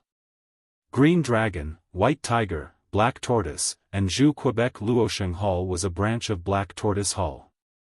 Zhu Kei sneaked into Luosheng Hall under the alias of Red Lotus and quickly gained the trust of Luosheng Hall's hall master, Luo Xianxia. At night, the night wind was bone-chilling. The main residence of the Gu family was located in an old and prosperous manor. The scenery here was unique, and it was far away from the hustle and bustle of the city. It was a rare and peaceful place. 100 years ago, this place was densely packed with aristocratic mansions. The Gu family, which had 100 years of history, was also an aristocratic family. With the passing of time, this piece of land had become the most desired and unattainable place in the capital. However, in this piece of land where every inch of land was worth its weight in gold, the Gu clan's old mansion had tyrannically occupied a considerable amount of land by relying on its incredible power. At this moment, dozens of luxurious cars were parked by the roadside at the entrance of the Gu family's mansion, forming a long black line. Dozens of burly men in black suits stood at the entrance with cold expressions. The scene was particularly spectacular and had a somewhat domineering aura. Chapter 2793. Regarding the ascension of the family head, the current head of the Gu family, Gu Liancheng, once again gathered all the ministers, elders, and hall masters of the 4 halls for a cabinet meeting. At the mention of Gu Liancheng, people said that the Mu and Gu families had different surnames but the same name. Although the Gu and Mu families did not have any feud, the 2 families had a sense of tit-for-tat. When Mu Sheng was happy to have a son and named Mu Liancheng, it was during Mu Liancheng's 100th birthday celebration, which coincided with Gu Liancheng's birth. At that time, Old Master Gu invited a famous feng shui master to test the name. The feng shui master said that Gu Liancheng was unlucky and had an ominous fate. His life was full of misfortune, and he was incompatible with Old Master Gu. Naming was a great art. It defied the heavens and changed one's fate. The feng shui master received a large sum of money and named the newborn child Gu Liancheng. This way, the ominous aura of this child's fate would be transferred to Mu Liancheng. Hence, Old Master Gu decided to give Gu Liancheng the same name. Sure enough, Mu Liancheng died young, which fulfilled the feng shui master's words. The Gu family was the head of the 4 major families. It was once an all-powerful family with an illustrious reputation. At that time, the Gu family could be said to be in existence that owned half of the country. The other families were wary of them and had once enjoyed a period of glory. However, since the young head of the Gu family, Gu Liancheng, was bedridden for a long time 3 years ago, it had declined even further. When Gu Liancheng's illness was critical, Gu Jinglian was only 20 years old. At that time, if Gu Liancheng passed away, Gu Jinglian would naturally be the one to inherit the Gu family's ruling power. There were only 2 conditions to inherit the Gu family's head. One of them was to be a legitimate son. At that time, Gu Liancheng only had 2 sons. One was Gu Jinglian, and the other was a concubine's son, Gu Xingzi. Gu Xingzi was born and raised abroad because of his concubine's identity. When he was very young, he was summoned back to the Gu family by Gu Liancheng. However, not long after, Gu Liancheng was bedridden. Gu Xingzi had no power to compete at all. Gu Jinglian did not take Gu Xingzi seriously at all. Even if Gu Liancheng wanted to help him ascend the throne, everyone in the Hall of Elders would probably oppose it. In the Gu family's 100 years of history, there had never been a precedent of a concubine becoming the head of the family. Gu Xingzi would never have had the opportunity to create such a precedent.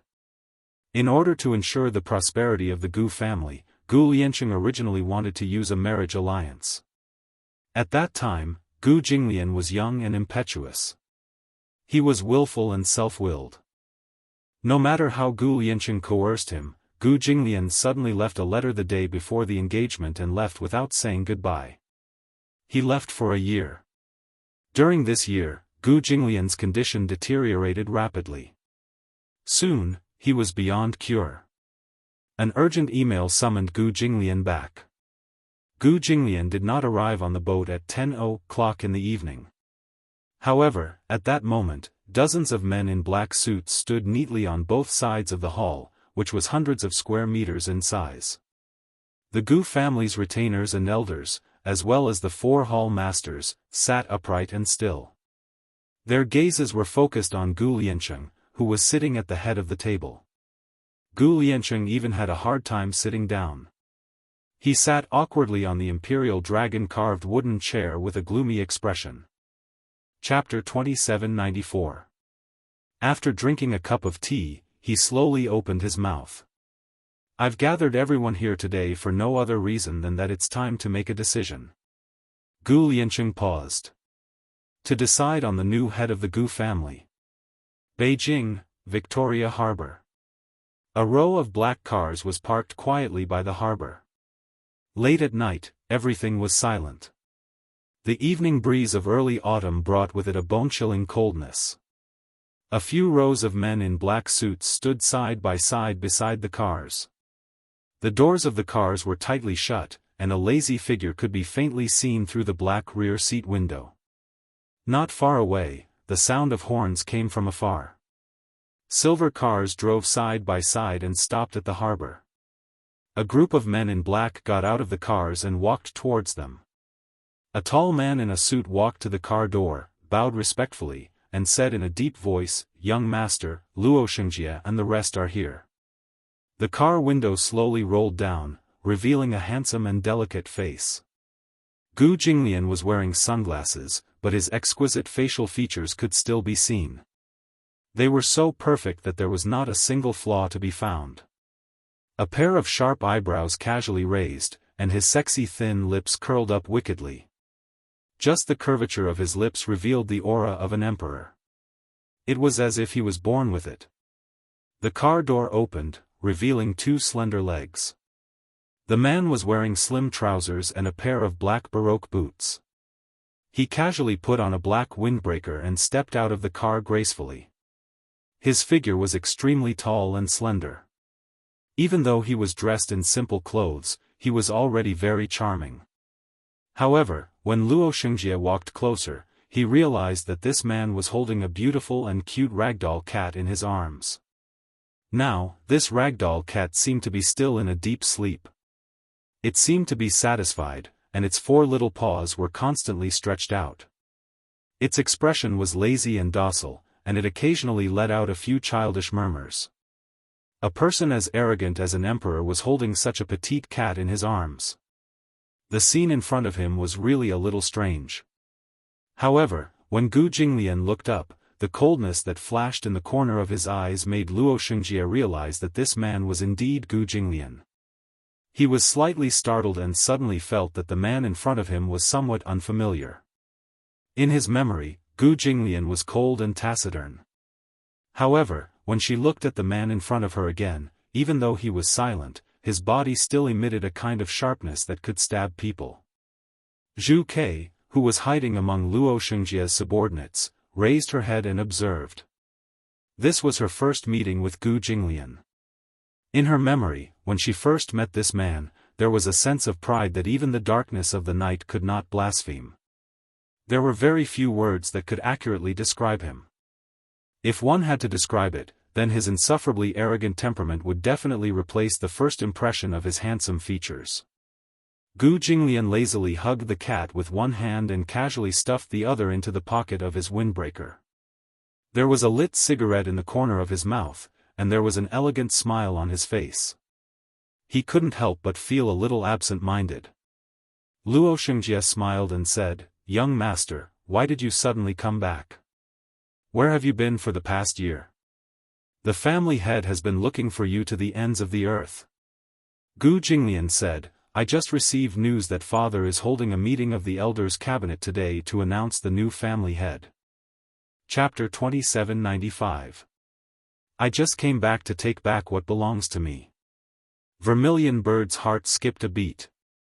This cabinet meeting was called because Gu Liancheng knew that he had been ill for a long time and that his time was almost up. Therefore, he hurriedly summoned Gu Jinglian back to the Gu family and handed over the power to him while he still had the strength to do so. Although the elders of the Gu family looked dignified on the surface, which one of them wasn't eyeing the position of the Gu family's head covetously? Gu Liancheng's illness hadn't recovered for a long time. Could it really be fate? How could he not know who was the one behind his illness? He had been ill for so long, but his illness was getting worse and worse until he was beyond cure. All the elders of the Gu family coveted the power in his hands. How could he let these people have their way? Therefore, he tried his best to hold on until Gu Jinglian returned and officially announced that he had inherited the position of the Gu family head. Luo Shenghao was ordered to come and welcome him, but Gu Liancheng didn't know that Luo Shengjia already had rebellious thoughts. Luo Shengjia smiled slyly and suddenly took a step back. The men in black surrounding Gu Jinglian all raised their pistols and pointed the black muzzles between his eyebrows. Gu Jinglian's face was calm as he looked at him indifferently. The corners of his lips were still curved in a devilish smile, as if these weapons pointing at him were useless. His thin lips opened slightly and a cold and charming voice overflowed from his lips. Luo Shengjia, what do you mean by this? You can't even see that? Today will be the day you die. As he spoke, Luo Shengjia's eyes revealed a sinister and ruthless light. I didn't expect that the Gu family's eldest young master, who ran away from home more than a year ago, would still have the leisure to care about the Gu family's matters. I am a member of the Gu family. Shouldn't I care about my own family's matters? Gu Jinglian had a playful look in his eyes. He glanced at the men in black surrounding him and said casually, interesting. I didn't expect that you would need to mobilize such a big force to welcome me. Luo Shengjia didn't say anything. Gu Jinglian suddenly curled his lips into a mocking smile and slowly took off his sunglasses. A pair of long, narrow, and enchanting phoenix eyes curved upwards. His deep pupils suddenly flashed a bright and magnificent light, and there was a touch of arrogance and contempt in his eyes. Looks like someone is even more concerned about the position of the Gu clan's patriarch than I am. Gu Jinglian gently stroked the cat's soft fur with his fingertips and said with a faint smile, my death date? Pausing for a moment, his voice suddenly turned cold. Just whose time of death it is, I'll have to wait and see. His strange smile suddenly sent a chill down Luo Shengjia's spine, and he was somewhat shocked. Luo Shengjia sneered and threatened in a loud voice, one more step and your young master's head will explode. Move back. Gu Jinglian's men didn't listen to him and continued to close in on him. However, in the next second, a woman's calm voice cut through the night. No one move. Everyone was shocked and looked towards the voice. They saw a woman in a red dress who had somehow broken through the heavy encirclement. The muzzle of the gun in her hand was accurately pointed at Gu Jinglian's temple. Gu Jinglian's men were even more shocked and wanted to rush forward. The woman shouted coldly again, don't come near. Gu Jinglian couldn't help but look at her again. Chapter 2796. The woman was wearing a dark red windbreaker and a black tank top. She was tall and well-proportioned. Her black hair was tied up with a hairband, making her look even more neat. He had never seen a woman who could wear red clothes so perfectly. Not every woman was suitable for red. However, her skin was fair, and any color on her would bring out a noble temperament. Zhu Ke held the gun tightly and pressed it between his eyebrows. When she saw his gaze sweep over, there was no fear in her eyes. She was not afraid of him. How rare.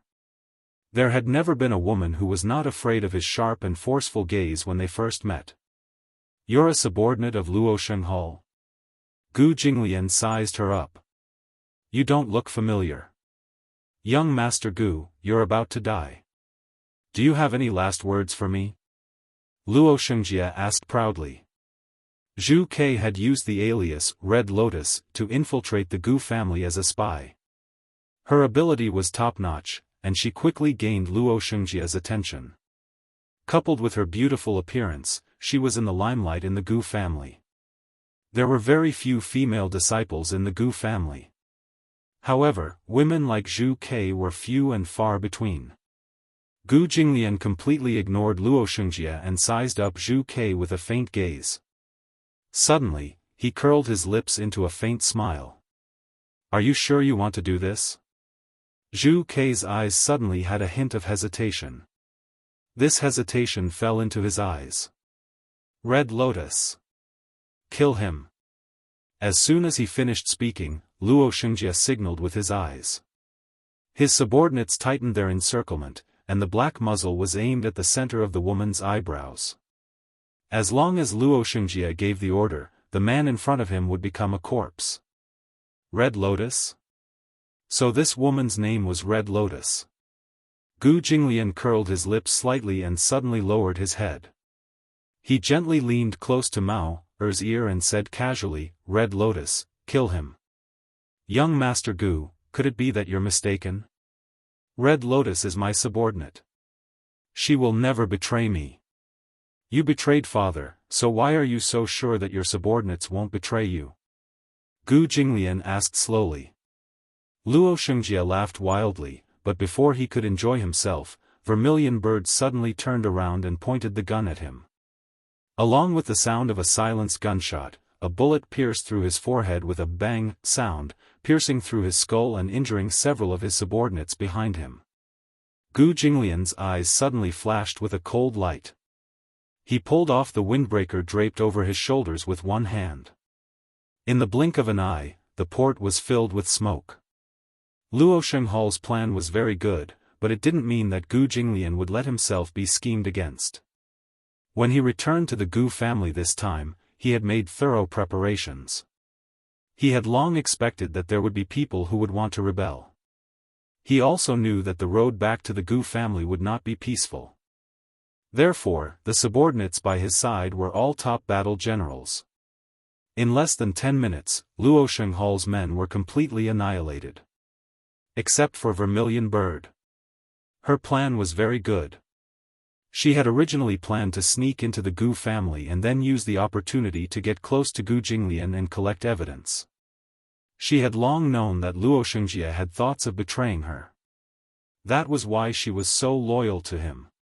She wanted to use this opportunity to gain Gu Jinglian's trust by betraying her master for glory. Blood flowed like a river on the ground, and there were seriously injured people lying on the ground. Chapter 2797. Before he came back, he had already asked his subordinates to spread the news. However, he did not expect that there would be such a special, welcome ceremony today. He actually wanted to silence her before she returned to the Gu family. Naively, he thought that he could tamper with the Gu family's history. Interesting. Who was Luo Xianxia's subordinate? He could not remember. However, he could not think of anyone else who would have the guts to do such a thing except for the cabinet elders. A tattered red windbreaker was scattered on the ground. In the chaotic battle, Zhu Ke had been shot in the arm and was slightly injured. Cold footsteps approached. Time seemed to stop at this moment. She looked up in surprise and saw Gu Jinglian standing in front of her, raising his eyebrows slightly. "You previously sought refuge with Luo Xianxia." Zhu Ke lowered her head and said bluntly, "Yes, I am a disciple of Luo Shenghao. However, why did you choose me a few minutes ago? Why did you choose to betray Luo Shenghao?" Gu Jinglian asked again, seemingly puzzled. Zhu Ke looked up and suddenly curled her lips. "Because you are stronger than him." "Oh?" Gu Jinglian raised his eyebrows, his expression unperturbed. He suddenly sneered. "According to my methods, once any branch of the family has the intention to betray, I should eliminate them completely to prevent future troubles." However, the topic changed and Gu Jinglian looked at her. "However, I think you are quite pleasing to the eye." Zhu Ke immediately offered her loyalty. "Young master, let me follow you. I am willing to be your loyal subordinate." Gu Jinglian was silent for a moment before he suddenly turned around and said, "Tomorrow, you will be glad of your decision." Zhu Ke immediately stood up and looked at his back. Why? However, she heard him say, "Because I will destroy all those who have disloyal thoughts to me. I hope you are loyal enough to me. Otherwise, even if you saved me, I will destroy you. Leave no room for negotiation. Otherwise, I will destroy you with my own hands. Leave no room for negotiation." Chu Ho abruptly opened her eyes, and her pupils violently contracted. When she saw the snow-white ceiling, she abruptly sat up on the bed. Her movements were too violent, and she accidentally broke free of the foredrip. There was a retention needle in her wrist. The needle fell off from the retention needle. Blood gushed up and splattered on the white bedsheet. It was very eye-catching. Chu Ho's breathing quickened. She closed her eyes and quickly realized that she had just had a long nightmare. She was suddenly awakened by the dream and had a splitting headache. It was as if her head was about to explode. In the dream, the memories that had been sealed away for 5 years rushed into her mind like a cocoon breaking out. Scenes flashed before her eyes like a revolving lantern. Gu Jinglian, the Gu family, Luo Shenghal, Interpol, Lu Yanwei. Vermilion bird. Chu Ho clutched his head, which seemed to have been torn apart by something. His eyes were bloodshot and ferocious. Vermilion bird. Vermilion bird. This name kept surging in her mind. Finally, it turned into a vivid image in her mind. The memories ran through her mind. Each scene was like a card being read, continuously transmitting data into her mind. Vermilion bird. This name used to be her code name. She used to be a special agent. Later, she was hired by Interpol and officially became a member of the intelligence division of Interpol's anti-mafia team. Her code name was Vermilion Bird. Chapter 2798. Within 3 years, due to her outstanding achievements, she was promoted and officially appointed as the highest-ranking anti-crime inspector. Vermilion Bird was just a code name. However, in the FBI's records, there were 2 people with the code name Vermilion Bird. One was the senior officer of the Hurricane Group, Vermilion Bird. The other was her, Interpol's anti-crime inspector, Vermilion Bird. In order to distinguish the 2 Vermilion Birds, she was also known as White Bird, while the one from the Hurricane Group was known as Black Bird. Although the 2 of them had never met before, they were often compared. After all, they were both Vermilion Birds. Although one was an anti-crime inspector and the other was a top mercenary in the military, their abilities were on par. If they had the chance to meet, they would definitely be strong opponents. The sound of Chu Ho waking up woke up Meng Qingxue, who was lying next to him. She didn't know when she had fallen asleep. Perhaps she was tired from watching over Chu Ho, so she fell asleep without anyone noticing. She raised her head abruptly and saw that Chu Ho had woken up. She was so shocked that she stood up immediately. "Chu Ho, you're awake." Meng Qingxue was extremely shocked. She remembered the doctor saying that with Chu Ho's physical condition, no matter how good his physical fitness was, because the wound was on his head, it would inevitably damage his vitality. Therefore, he wouldn't be able to wake up for a while. The blood clot was drained and the hematoma was crushed. However, there was still a small part of the hematoma that needed time to dissipate. She asked how long it would take for him to wake up. The doctor said that it would take at least 1 night. However, it was only 7:00 in the evening and he was already awake? Meng Qingxue was scared out of her wits by her sturdy physique. "You? How do you feel?" she asked anxiously. Chu Ho held his heavy head and asked himself, "Why am I in the hospital? Have you forgotten what happened before?" When Chu Ho heard this, he couldn't help but recall what had happened before he fainted. The police station, Xiaobao Chu, it seemed that he had not slept well for several days and nights. Coupled with excessive anxiety, he had actually fainted. However, when he woke up, he felt that his body had undergone an earth-shaking change. For example, the side of his head was unbelievably painful. However, she was used to enduring pain. No matter how painful it was, she would not make a sound. When she was in the training base, her pain tolerance was extremely high. The doctor said that her reaction to pain was naturally indifferent. No matter how painful it was, to her, it was only about 1/3 of a normal person's pain. Even so, the pain in his head was still unimaginable. The effects of the anesthetic had just worn off. Usually, at this time, patients who had also undergone this kind of surgery would not be able to fully wake up. Even if they woke up, they would go crazy because of the pain of the wound. They would even rely heavily on painkillers and tranquilizers. She couldn't help but reach out to touch it, but her fingertips touched a thick layer of gauze. What exactly happened to her? What had happened to her body while she was unconscious? Don't move. Chapter 2799. Chu Ho was stunned. She slowly put her hand down and frowned. Do you have a mirror? Her voice was colder than she remembered. Meng Qingxue couldn't help but be stunned for a moment. She didn't know why, but compared to the Chu Ho in her memory, this person in front of her seemed a little unfamiliar. She was cold and her gaze was deep. She was like the dark queen of the night. Chu Ho had never spoken to her in such a cold tone. She didn't know if it was because of the surgery, but Chu Ho's temperament had changed drastically. Meng Qingxue hurriedly brought her a mirror. Chu Ho picked up the mirror and looked at herself.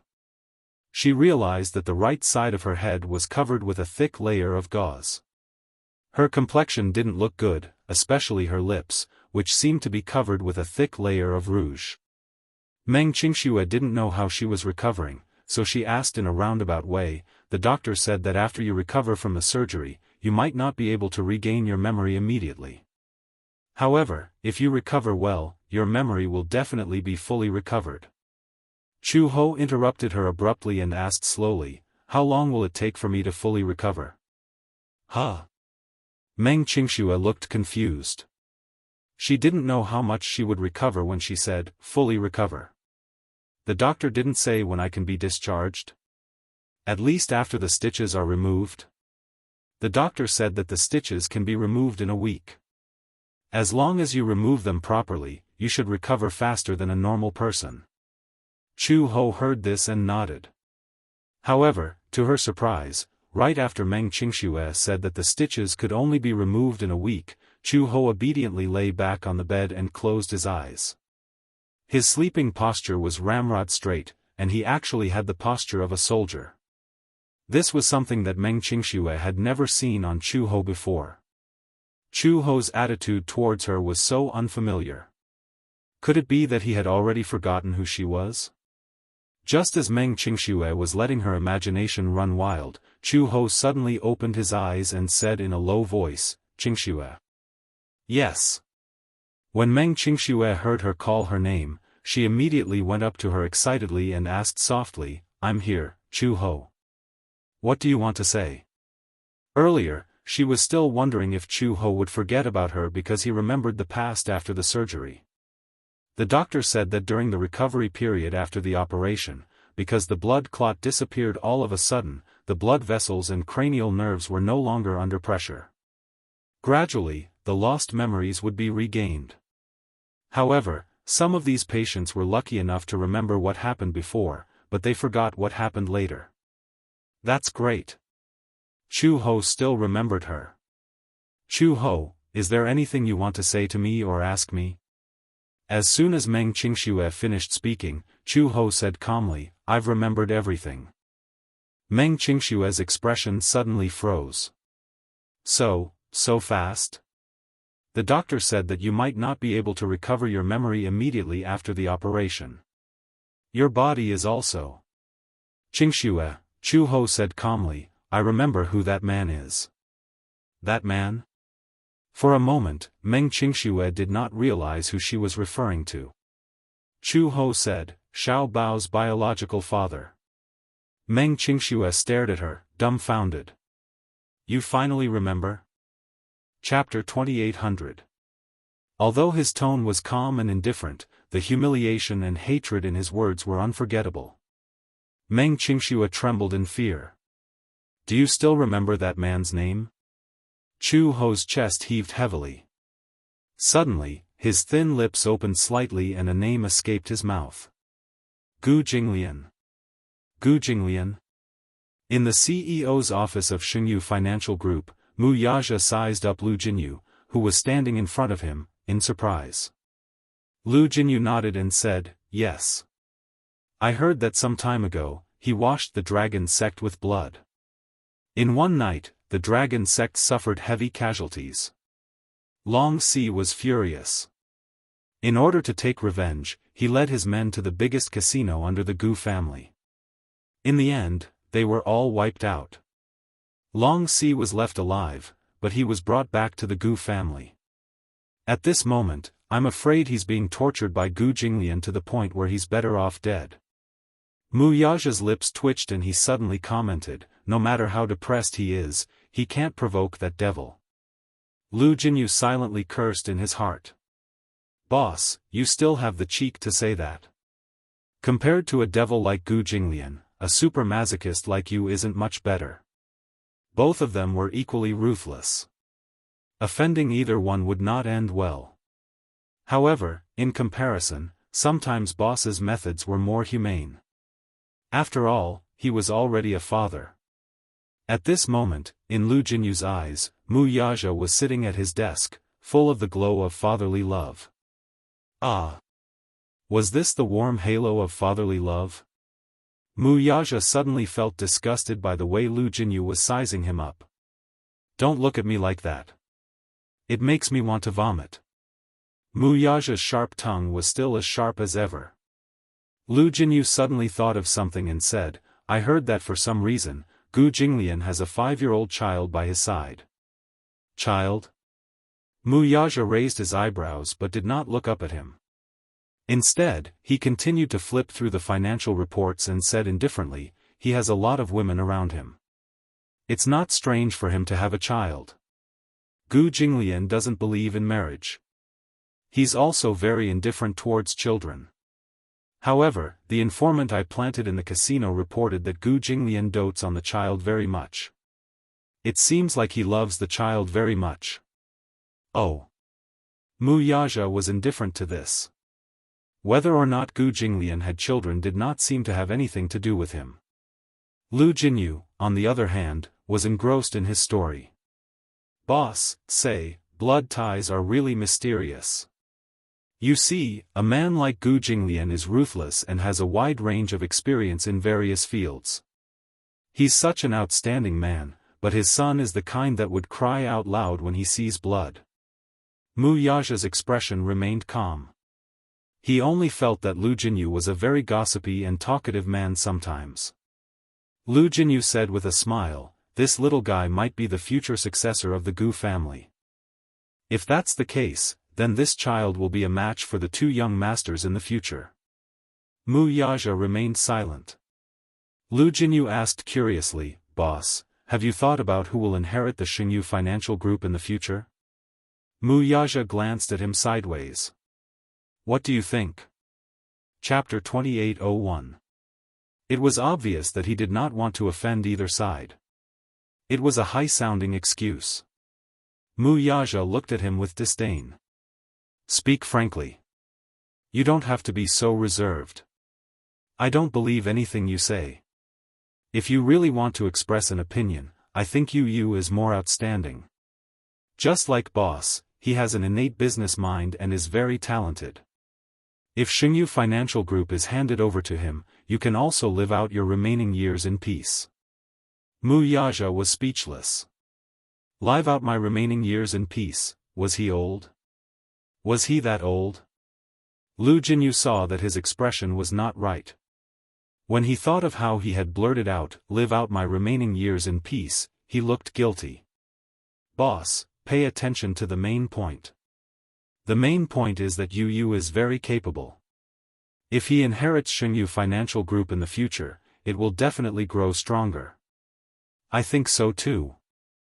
Wuxia casually placed the financial report on the table, stood up slowly, and walked to the floor-to-ceiling window. The headquarters of Xingyu Financial Group was located in a skyscraper on the bustling financial street. The CEO's office was located on the highest floor. Standing in front of the floor-to-ceiling window, one could see the entire city's bustling high-rise buildings at a glance. Lu Jinyu walked to his side and silently compared the two children in his heart. He could not help but click his tongue in wonder. Sometimes, genes are really a magical thing. Xiao Yichen is far more talented in military affairs than Boss.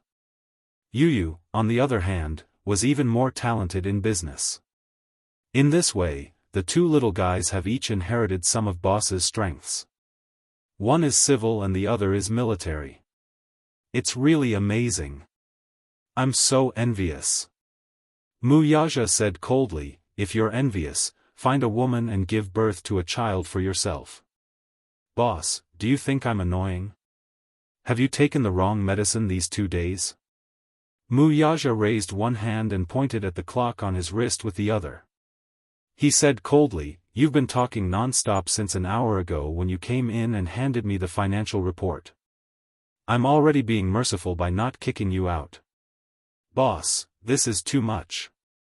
As a loner, I can only watch you and sister-in-law being lovey-dovey all day long. What's even more infuriating is that you have 2 smart sons. I can't even envy you, but I can't even complain a little. It's not like there are no women chasing after you. That's true, but... Lu Jinyu complained. For the past 2 months, I've been either attending meetings or working overtime. Boss, tell me, how can I find time to date when I've been so busy? You're so busy every day that you don't even have time for a date. He didn't even have time for a date. It was time for a one-night stand. This man rarely had a serious relationship. Perhaps it was because he lacked the patience to deal with women. To him, women were a species that he would only think of when he was lonely. However, he could already tell that Lu Jinyu had only one motive for complaining and nagging so much. Protesting against overtime. He snorted, continue. Chapter 2802. But boss, don't you think that I've been working too much overtime recently? I worked for 13 hours yesterday, and I went back and read my emails for more than an hour. With such a high intensity of work, I feel like my body is about to be hollowed out by you. If this goes on, I'm going to be crushed. You're hollowed out by a woman, aren't you? Wuxia glared at him. Some time ago, Jianghu said that he saw Lu Jinyu coming out of a hotel with a hot woman in his arms. He looked energetic and didn't look like he was exhausted at all. Go on. So, boss, do you think you can reduce the amount of overtime I have? Otherwise, I'll be all alone and have to watch you and sister-in-law show off your grace every day and work overtime. It's really not a good life. Lu Jinyu complained in a tearful voice. Wuxia glanced at him and suddenly asked, then, have you saved enough money to get married? The corners of Lu Jinyu's lips twitched. No, then, President Mu gave an important instruction. If you don't, then work hard. 3 minutes later. Lu Jinyu walked out of the office dejectedly. Wuxia finally sent the devil away. However, he kept thinking about what Lu Jinyu said just now. Who should he hand over the future Xingyu Financial Group to? Lu Jinyu's words were true. Yu's talent in the business field was more outstanding than his. He was even more outstanding than his master. His extraordinary talent was dazzling. If he inherited the Xingyu Financial Group, it would be the best choice. However, he couldn't unilaterally decide Yu's future. In other words, Yu's future should be in his own hands. If he said that again, he would not force his will on the child.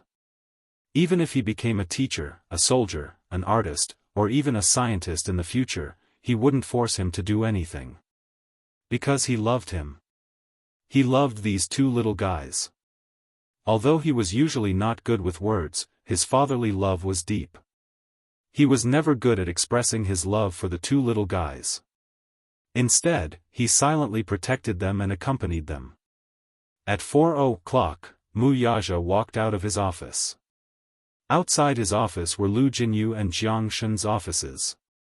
He left under their resentful gazes. Jiang Shen said enviously, "You're going to pick up sister-in-law from work so early." After Mu Yaja walked away, Lu Jinyu ran his fingers through his hair and lamented, "Ah. Working overtime is so painful. What's more painful is that I don't have a wife. I'm going crazy. Boss, your aggro is extraordinary." Jiang Shen's eyes were red as he bit down on the pen cap. Lu Jinyu gritted his teeth and said, "What was even more infuriating was that one day, I asked him why he could get off work so early while we had to work overtime." "Oh?" Jiang Shen was rather surprised. "When did you say that?" "During the staff meeting. In front of all the employees?" Jianghu Financial Group's corporate culture, first of all, the system of equal status between the company's top management and its employees attracted countless elites. Lu Jinyu said, "In order to convince all the employees, I specially checked boss's clock-in record. Which one of them didn't leave the company at 4 in the afternoon? Because he had to pick up his wife." Jiang Shen said. Chapter 2803. Boss wasn't angry either. "You exposed him in front of so many people, but he didn't deduct your bonus." "Humph." Lu Jinyu sneered and said, "I questioned him, why is he allowed to leave work 4 hours in advance? Guess what he said in the end? Tell me about it." Jiang Shen rested his chin on one hand. Lu Jinyu adjusted his collar and imitated Mu Yaja's unfathomable expression. He said coldly, "I start work at 10 p.m. and leave at 6 p.m. However, I'm used to planning my working hours. Generally speaking, I can finish my work before 3 p.m., have a cup of afternoon tea, and then leave the office. Comrade Jinyu, what about you? Starting work at 10 p.m. and taking a 1-hour lunch break? How could he finish such a heavy workload in 5 hours? Most importantly, he could always spare an hour for afternoon tea?" Jiang Shen slammed the report on the table. "Boss is a pervert." Mu Yaja drove out of the office. The reason why he finished work at 4 p.m. and left the office early was to avoid the busy traffic. At 6 p.m., the rush hour after work, the roads would be congested. He would usually arrive at the set at 4:30 p.m., then pick up Unspoken and leave the set. Based on his driving speed, he would usually be home before 6 p.m. Unspoken's scenes were also required to be shot before 4 p.m. However, on this day, Unspoken's scenes were filmed until very late. By the time he arrived, she was still filming. Mu Yaja entered the set and walked to the filming location. The filming location had changed to Wuling Mountain. Because extreme youth mainly revolved around car racing, racing on the mountain roads was also an important part of the story. The scenes were all filmed together on the same set. Unspoken filmed the racing scenes for several days. Although she didn't complete some of the particularly dangerous scenes herself, she still completed most of the scenes herself. Gu Xing's evaluation of her was that her driving skills were difficult to explain in a few words. Unspoken suffered a big blow. After a day of racing on the mountain roads, she still had to experience Mu Yaja's speed and passion on the way home. Every time she returned home, she would sit at the dining table with a livid face. She was already dizzy, and when she saw the greasy food, she wanted to vomit. Mu Yaja's driving skills were amazing. It was a pity that this man didn't become a professional driver. When Mu Yaja arrived at the set, everyone there retreated in shock when they saw him. Ever since Unspoken and him went public with their relationship, everyone knew his identity. The former overlord of the Mu Financial Group and the current founder of Jianghu Financial Group, and Unspoken's fiancé. It was just that this man was definitely a gentle gentleman in front of the screen. However, in private, a crew member once mustered up the courage to go up and say hello. Mu Yaja suddenly scanned her with a cold light and almost froze her into ice. It was too scary. There was always a sense of, keep people away from him. Chapter 2804. When Mu Shi saw him, she immediately went up to him enthusiastically. Chairman Mu, you're early today. However, Xiaxia's scenes aren't done yet. She had a few NGs midway and the filming wasn't ideal. The director had no choice but to cut the scenes and reshoot. Yes. I don't know why. Maybe it's because she's not in good condition.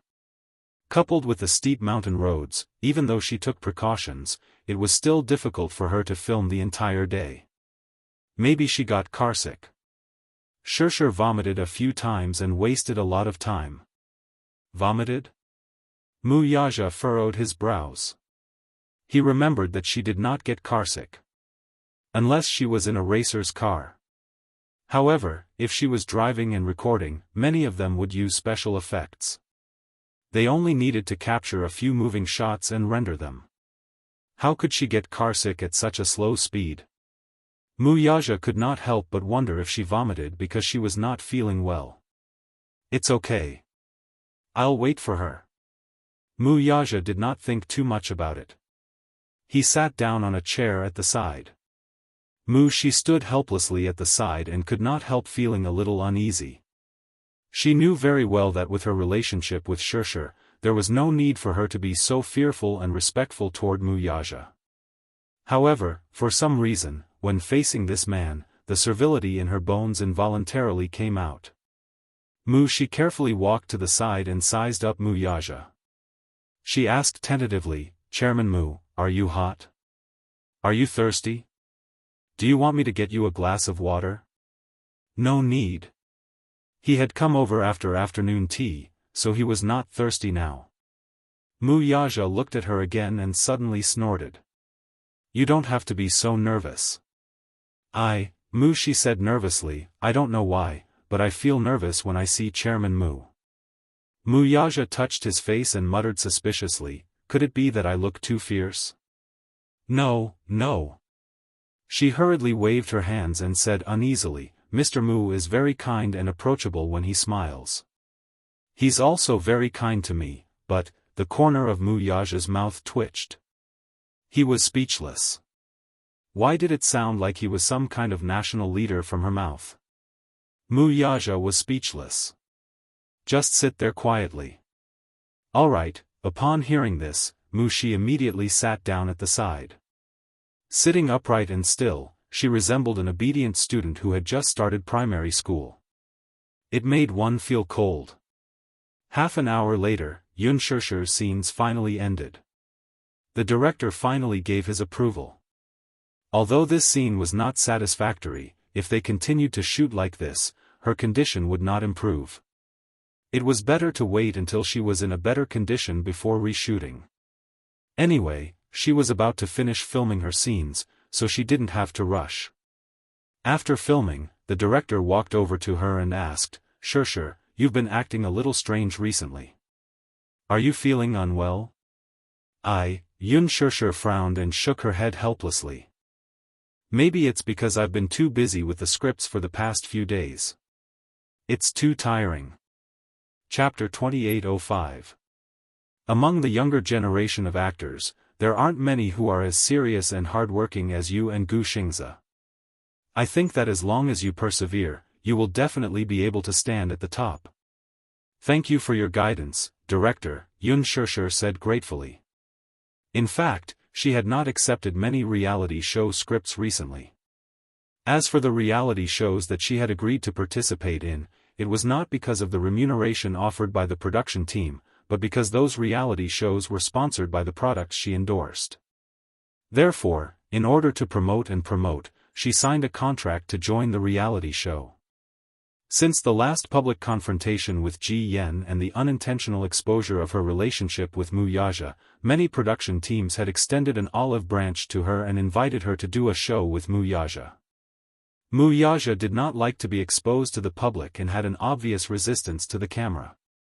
However, for some reason, whenever the production team sent an invitation, he would usually read the script carefully. If the script did not cross his bottom line too much, he would ask for her opinion. If she did not have any objections, he would decide to accept the script. However, the price he quoted was also very high. 10 million per episode. This was definitely not raising the price. His time was very precious. In addition, his popularity had recently far surpassed the big stars in the entertainment industry. Even popular actresses and A-list actors did not have as much traffic as him. Traffic referred to the exposure rate of a public figure. The higher the exposure rate, the higher the popularity. In addition, as long as he appeared on the show, the production team would take the list to the investors for bidding. Generally, during the time slot where he appeared on the show, a 1-minute commercial could be sold for millions of yuan per second. In other words, the TV station could earn 60 million yuan per minute by airing 4 commercials in turns. This did not include the viewership ratings. Xianxia found that as long as Wuxia appeared on the show, the viewership ratings would definitely be able to secure the top spot. However, whenever she recorded a show alone, the viewership ratings would always be somewhat unsatisfactory. Therefore, it was not unreasonable for him to ask for a reward of 10 million. Xianxia's reward was much less than his, only 1 million per episode. She could not help but complain to Qin Zhou, but Qin Zhou said matter-of-factly, "Do you think the audience wants to see you?" Actually, what the audience really wants to see is the handsome and rich real-life version of the domineering CEO. It just so happens that Chairman Mu satisfies all the audience's fantasies about this character. It's not surprising that he's more popular than you. After all, there are very few men like Chairman Mu in this world. Xianxia, you're saying that you're unlucky to have found a man like Chairman Mu. You must have saved the galaxy in your previous life. Xianxia's lips twitched. Are you praising him and stepping on me? No, this is the truth. Why don't we just let him debut? Xianxia huffed. A man like him can make a living with his looks in the entertainment industry. Are you sure? Chapter 2806. Xianxia shuddered in fear. He won't cheat. Xianxia clenched her fists and said, "He's not a playboy. I'm not trying to scare you. Looks like you don't understand men." Qin Zhou continued to boast, "No matter how strong a man is, there's a saying that men think with their lower body. It's not without basis. No matter how strong CEO Mu's mental fortitude is, he can't defend himself against all those sluts out there."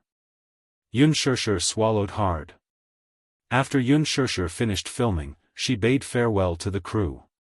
When she was leaving the set, she saw Wuxia sitting quietly on a chair, waiting for her in the resting area. She took a look at the chair he was sitting on. It was so shabby. However, just by sitting there, he gave off an air of nobility that couldn't be profaned. This was the first time she had seen someone who could make a chair that cost a few dollars look like a Taisher chair. When Wuxia saw her, he stood up and walked up to her. "You're done filming?" "Yeah, you're so early today." "Early?" Wuxia lifted his hand to look at his watch and pointed at the hands. "Madam, it's late. You're the one who finished filming late today." Xianxia took a look at the time. "It's so late?" Wuxia raised his eyebrows. "Why are you so late? I heard from your assistant that you haven't been feeling well these few days. Are you feeling unwell?" "I'm not feeling unwell," Xianxia complained. "It's mainly because there are a few scenes that need to be filmed on cliffs.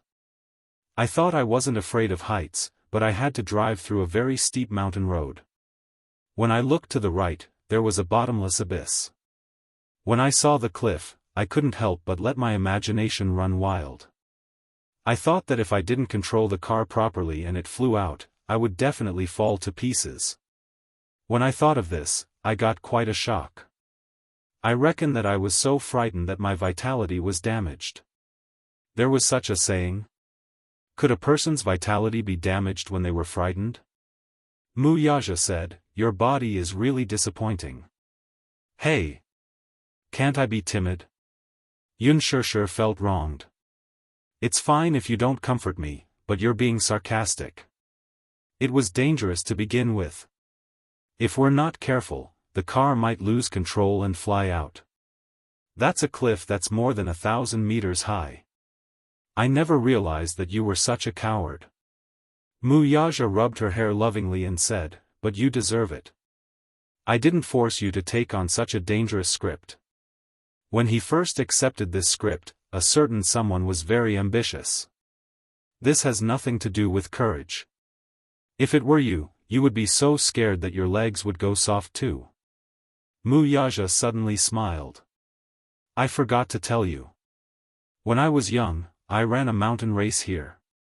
Xianxia choked on her words and asked quizzically, a mountain race? Yes. Mountain race is mainly about drifting and drifting. When were you young?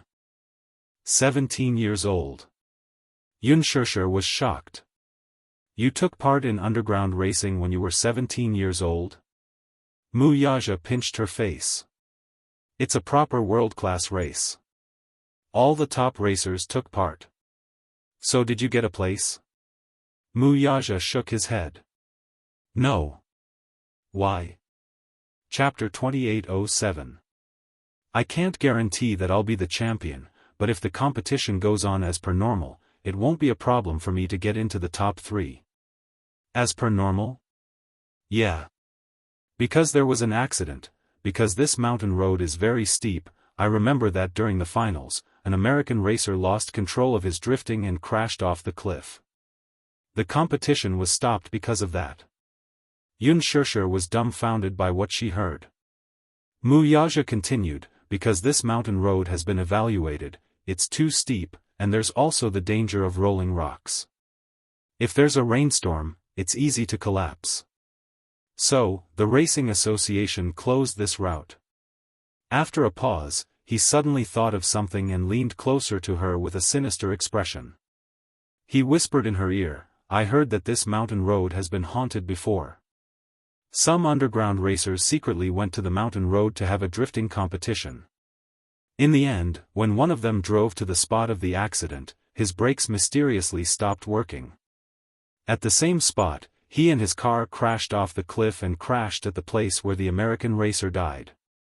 Xianxia was shocked. Haunted? Yeah. Wuxia deliberately lowered his voice and said, why do you think I insist on picking you up after filming every day?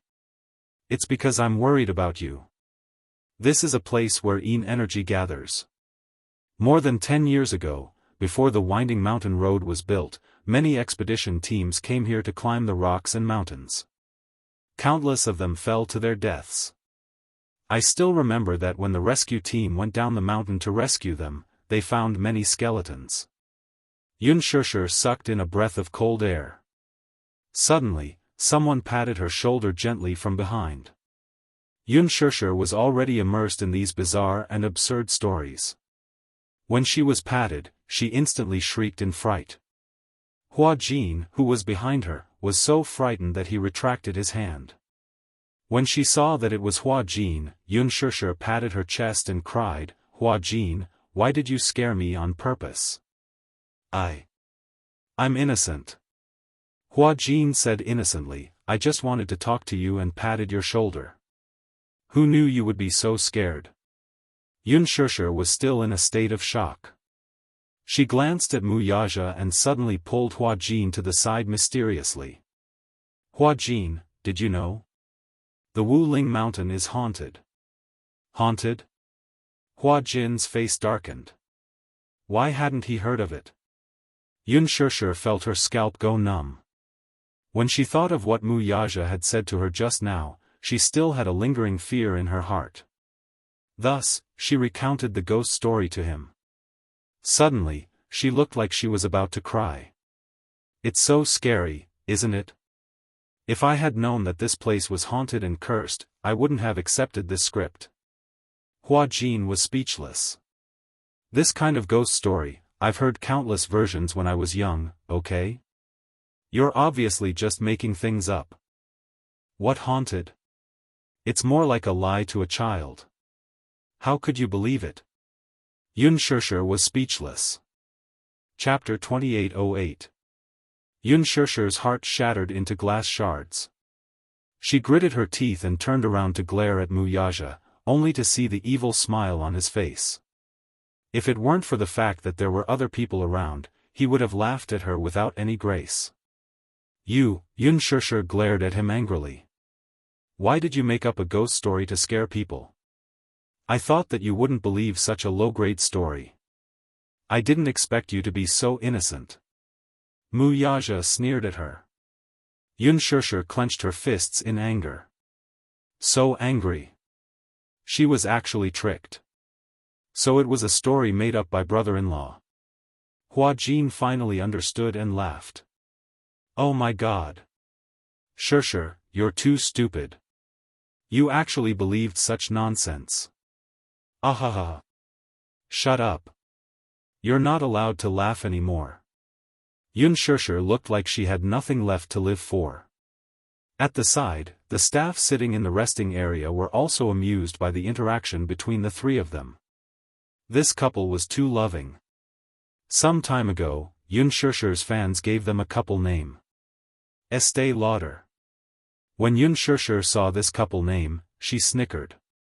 If this couple name became famous, would Estee Lauder look for her to endorse their products? She didn't expect that not long after, Estee Lauder really looked for her to endorse their products. Yun Shusher's expression at that time could be said to be in a mess. After bidding farewell to the crew, Yun Shusher and Hua Jin walked behind while chatting and laughing. Wuxia was responsible for driving the car over. Shusher, you're so happy now. Hua Jin said enviously, if only I could find a man who loves me so much. His words were so fast that they were shocking. Yun Shusher quivered. A man? No, no, Hua Jin hurriedly waved his hand and said in embarrassment, I was wrong. It's a woman. It's a woman. Yun Shusher continued to look at him with a very deep gaze. Hua Jin immediately raised his hand and swore, I swear, my sexual orientation is absolutely normal.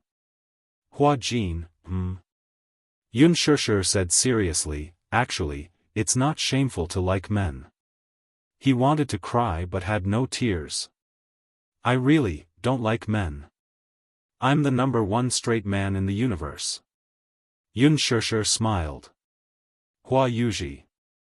Scram. Hua Jin stopped mid-sentence and looked at Wuxia's back. He suddenly smiled and said, brother-in-law looks like a dutiful coachman. Pooh. Yun Shusher hurriedly covered his mouth. If he hears you, he'll ban you.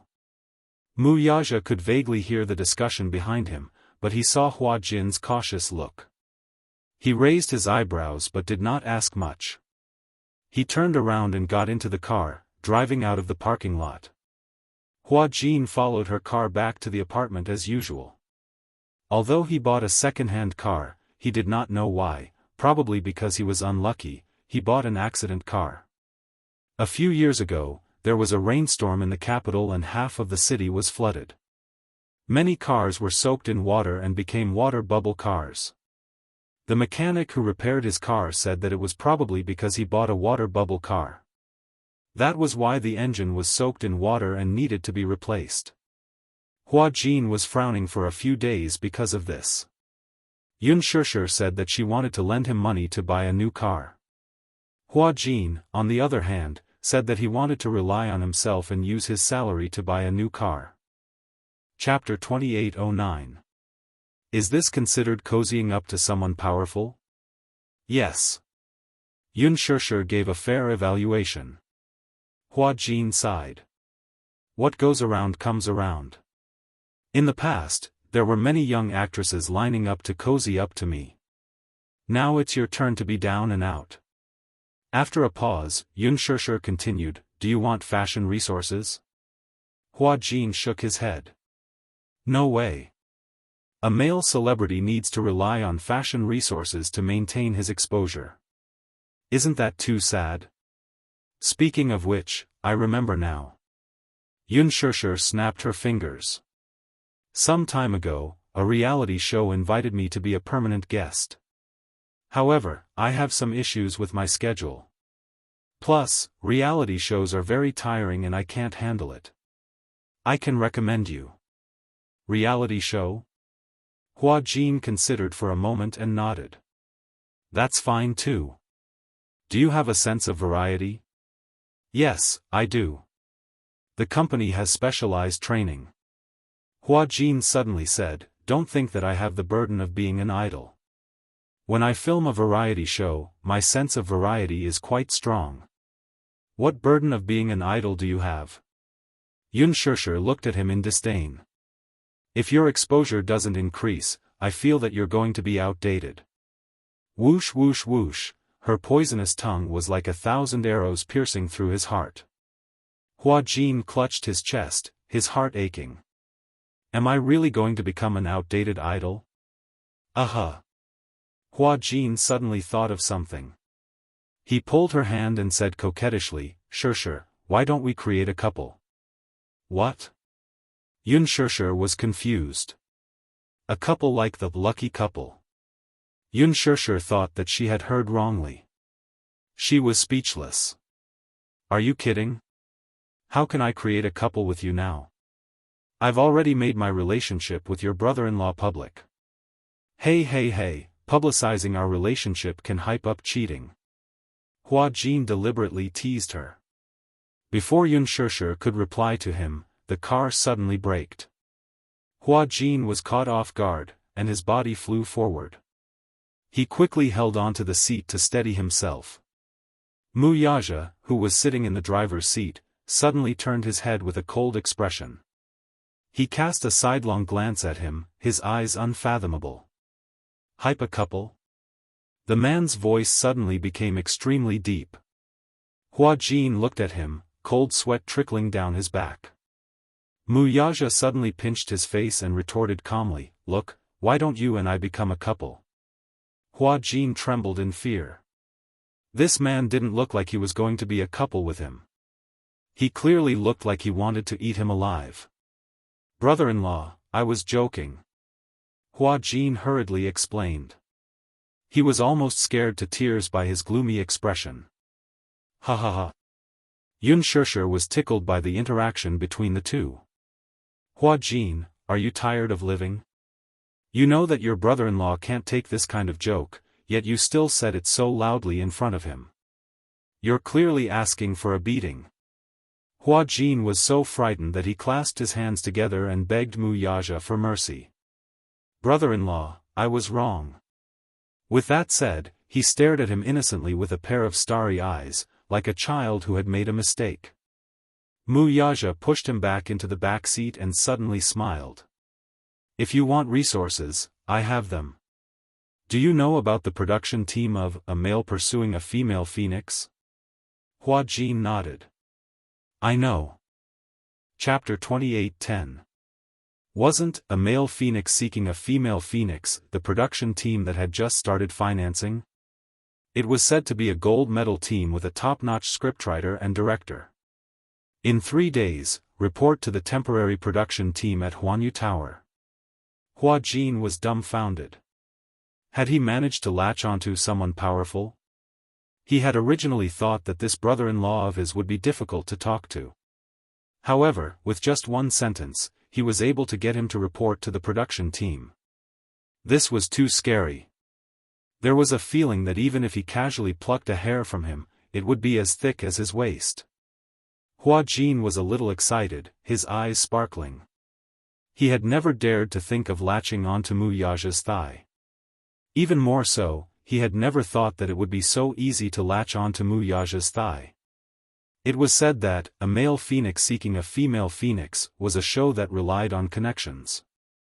By connections, it meant that the actors were all brought into the production team with funding. A Male Phoenix Seeking a Female Phoenix was a very famous palace drama. Once the news of the production started, the financing reached as high as 300 million. This showed that the reputation and influence of the original work of A Male Phoenix Seeking a Female Phoenix was unquestionable. Nowadays, most television dramas were developed using copyrights and IP adaptations. Because novels had a huge market, this greatly reduced the risk of the investors. Therefore, there was no news of an audition during the casting process.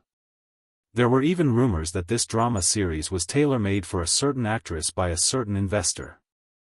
Hua Jin had only heard about it through the grapevine. He did not know which of Huan Yu's higher-ups had specially invested in setting up an opera troupe to support a certain actress. The male star had also been chosen long before the financing started. Is it the second male lead? You call me brother-in-law. Can I let you play a role other than the main lead? Mu Yaja asked faintly.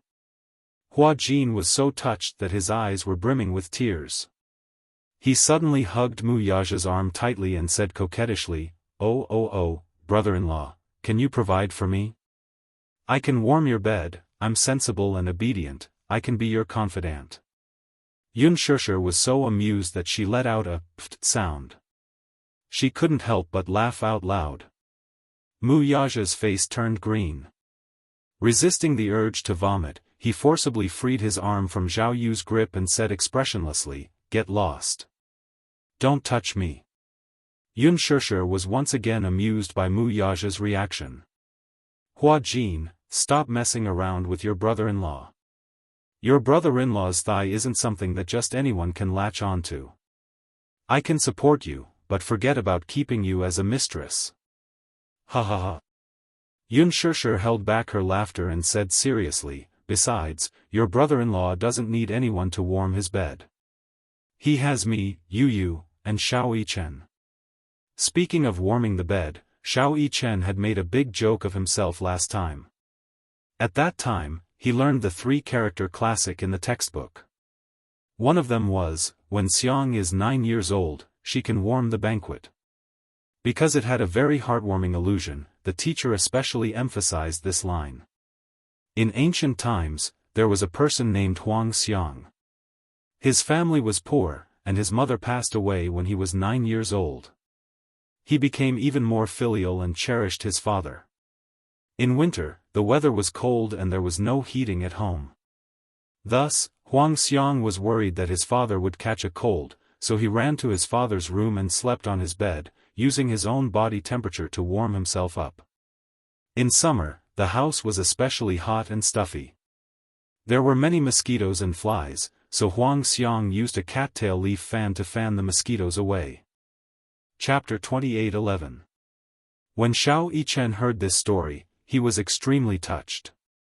Hence, one day when Mu Yaja returned home, the weather was still very cold.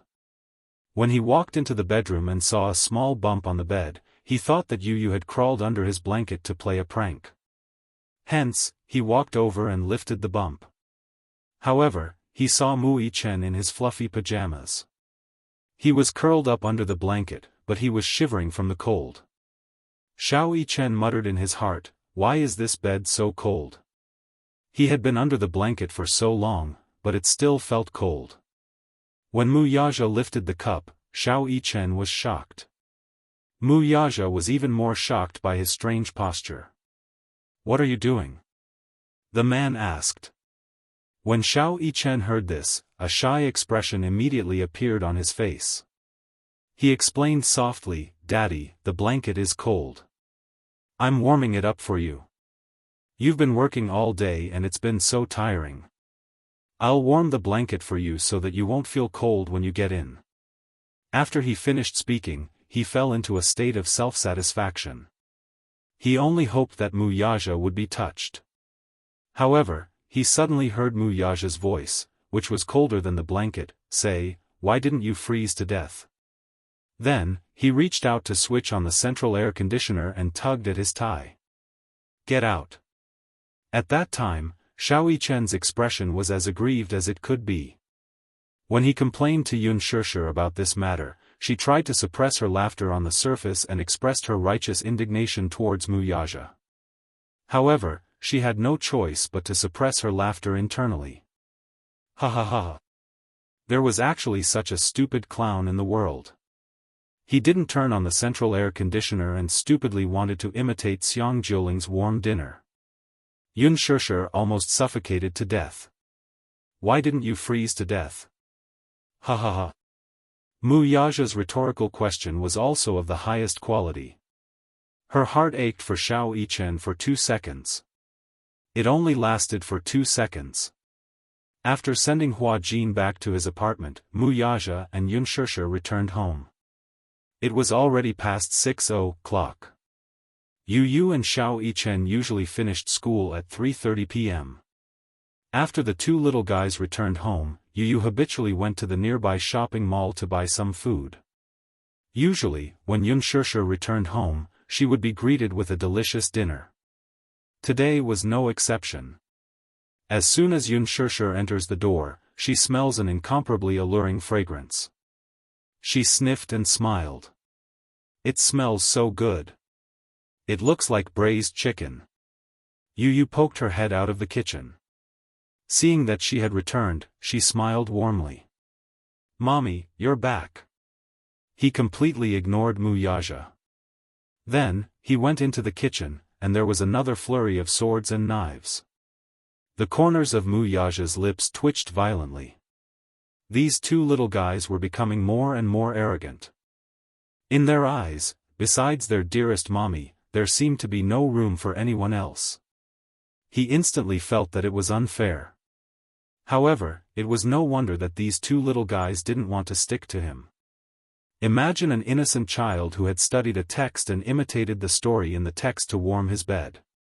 In the end, he asked, "Why didn't you freeze to death?" Oh my God!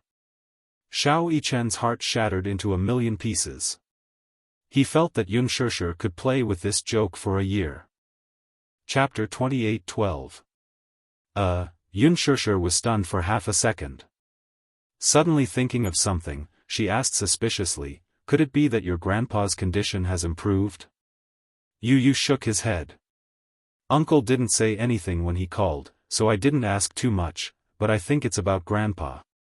"Could it be?" Yun Shishir was worried. "Could it be that his condition has worsened?" "No, it won't." Yu Yu smiled conceitedly. Hurricane Group's medical standards are definitely the best in the world and can be counted on one hand. I've only heard of people who were half dead being brought back to life, but I've never heard of people who were perfectly fine being treated to death. No matter how bad it is, it can't be worse than being completely paralyzed. Since Uncle asked us to have a video call after dinner, it shouldn't be an urgent matter. Yu Yu analyzed calmly. Only then did Yun Shishir's heart settle down. That's good, then. Even so, Yun Shishir had lost her appetite. She sat at the table after a few mouthfuls of rice, looking a little distracted. Yu Yu saw her restless look and guessed that she was worried about Yun Yicheng. Hence, he put down his bowl and chopsticks, walked to the study room, turned on the computer, and switched to the video call channel. Hurricane Group had a specialized video call software that could be used for both radio signals and wireless networks. However, such a video call software could only be used by the company's internal staff. No matter how powerful an outsider was, he or she could not hack into it. This was to protect Hurricane Group's confidentiality. All the internal communications of Hurricane Group relied on this software. Sometimes, people would be at different ports in the world and hold emergency meetings through video calls. Naturally, security was the most important thing. He initiated a video call. About half a minute later, the signal was connected. The image flickered for a while, and soon, Gong Jie's pair of big eyes appeared. "Yu Yu. Uncle, why are there only your eyes in the video call?" Gong Jie used his phone to receive video signals. He held the phone further away, and his entire face appeared on the screen. He looked at the camera and smiled. Then, he gently fiddled with his slightly messy hair and winked at Yu Yu. "Little Yu Yu, did you miss your uncle?" "No," Yu Yu said bluntly. "Gong Jie, didn't you say that you wanted to have a video call with me after dinner?"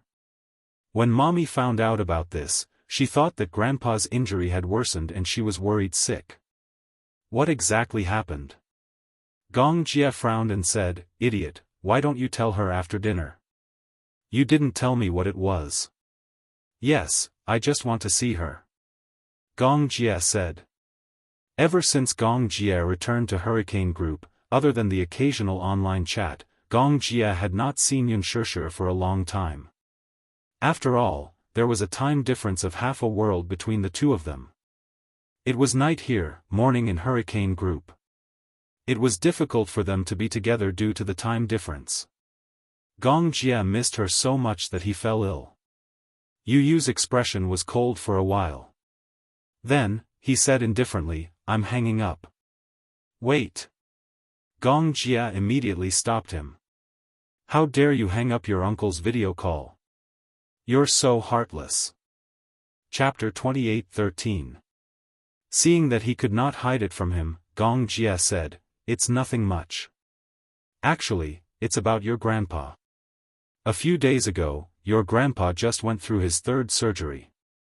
He successfully underwent skin grafting and passed the critical stage. But..." Seeing him change the topic, Yu Yu could not help but feel worried. "But what?" "But because his wound was infected, one of his arms had to be amputated." "What?"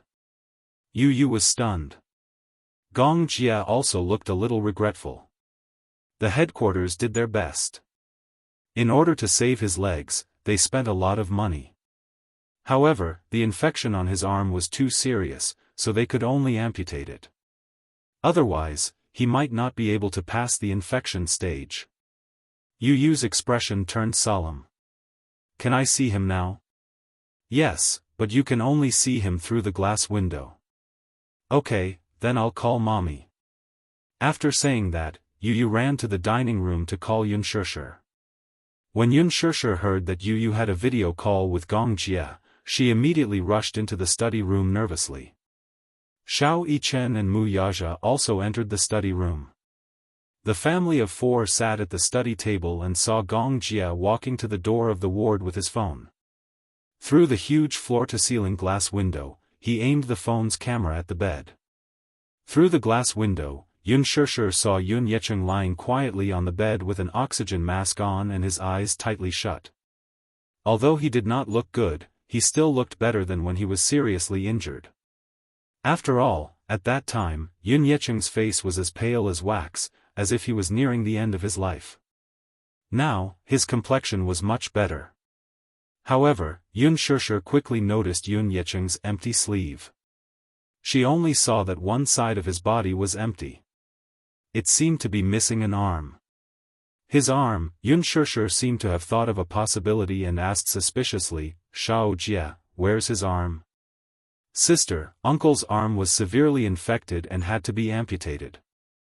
I once considered using cell regeneration surgery, but the project is too big. Even if the surgery can be completed successfully, uncle might not be able to survive until then. If the infection spreads, it won't just be a matter of amputating an arm." Gong Jie's voice rang out. Yun Shishir's eyes suddenly dimmed a few notches.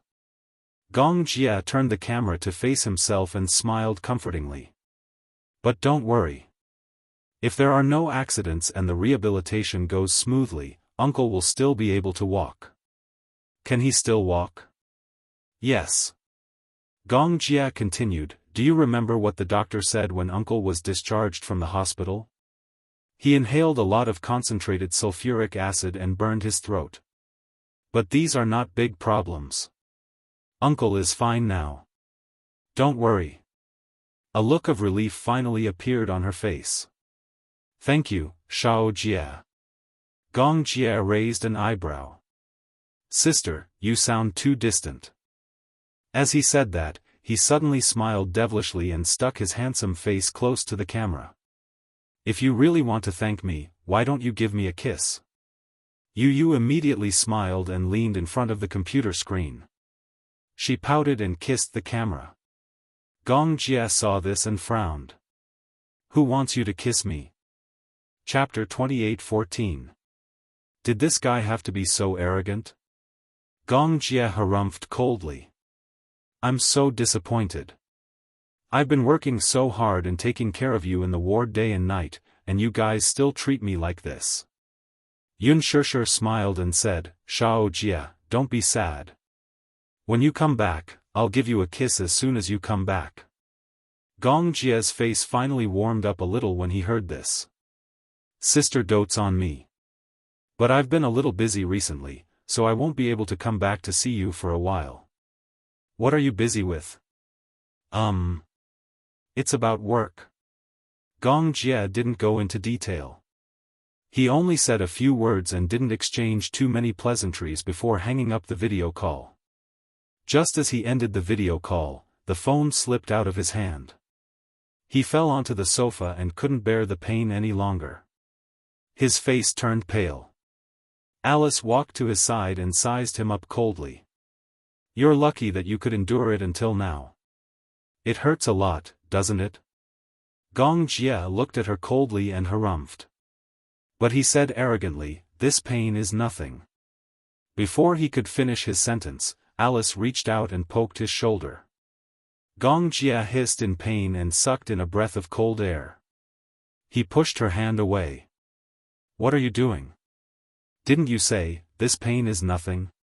Let me try and see if you really don't feel pain, or if you're just enduring it. With that, Alice put aside the first aid kit in her hand and emphasized, Young master, it's time to change your dressing. Take off your clothes. Gong Jie reached out silently and tugged at his tie before slowly unbuttoning it. When he thought about the 3 casualties on his return today, he felt a turbid breath brewing in his chest that was difficult to swallow. This time, he went to AFH to transport a batch of military ammunition to the frontline battlefield. When he was about to return home, he was surrounded by the enemy's country soldiers. A long-range sniper's fatal shot almost took his life. AFH was famous for being dangerous. The reason he accepted this order was to exchange it for chips in other markets. No matter how dangerous this order was, it had to be carried out. However, he did not expect that he would once again make a trip to the gates of hell. Alice didn't help him. She knew very well that no matter how close this man was to her, he would never allow her to take advantage of him. He didn't like anyone touching him. Therefore, even though she knew that he was injured and that it was very difficult for him to do certain actions, she still tactfully did not help him. Gong Jie slowly unbuttoned his shirt and took off his uniform. The black shirt inside had already been stained with blood and was extremely sticky. Fortunately, it was a black shirt that was soaked in blood. Even so, it was hard to tell. I don't know what's wrong with you. You came back injured, but the first thing you thought of was to treat your wound. Aren't you afraid that it will get infected? Gong Jie frowned but didn't say anything. Indeed. When he returned to the hurricane group, his first thought was to see Yunshirshi's face. He missed her. He wanted to see her like crazy. He was in so much pain that his mind was in a mess, but there was only one thought that was very clear. He wanted to hear her voice. Chapter 28:15. It was probably because he had just narrowly escaped death. Therefore, he especially wanted to see the person that he missed dearly. When he came back, half of his snow-white uniform was stained with blood, but he still had the strength to change into a dark-colored outfit. Alice was puzzled. You really don't want to live anymore. If the wound gets infected, it'll be very troublesome. With you around, do you think I'll die? He replied unhurriedly. Alice raised her eyebrows. I didn't expect the insufferably arrogant second young Master Gong to have his precious life in the hands of others. Stop talking nonsense. Gong Jie took off his clothes to half his shoulders, closed his eyes, and exposed his wound to the cold air.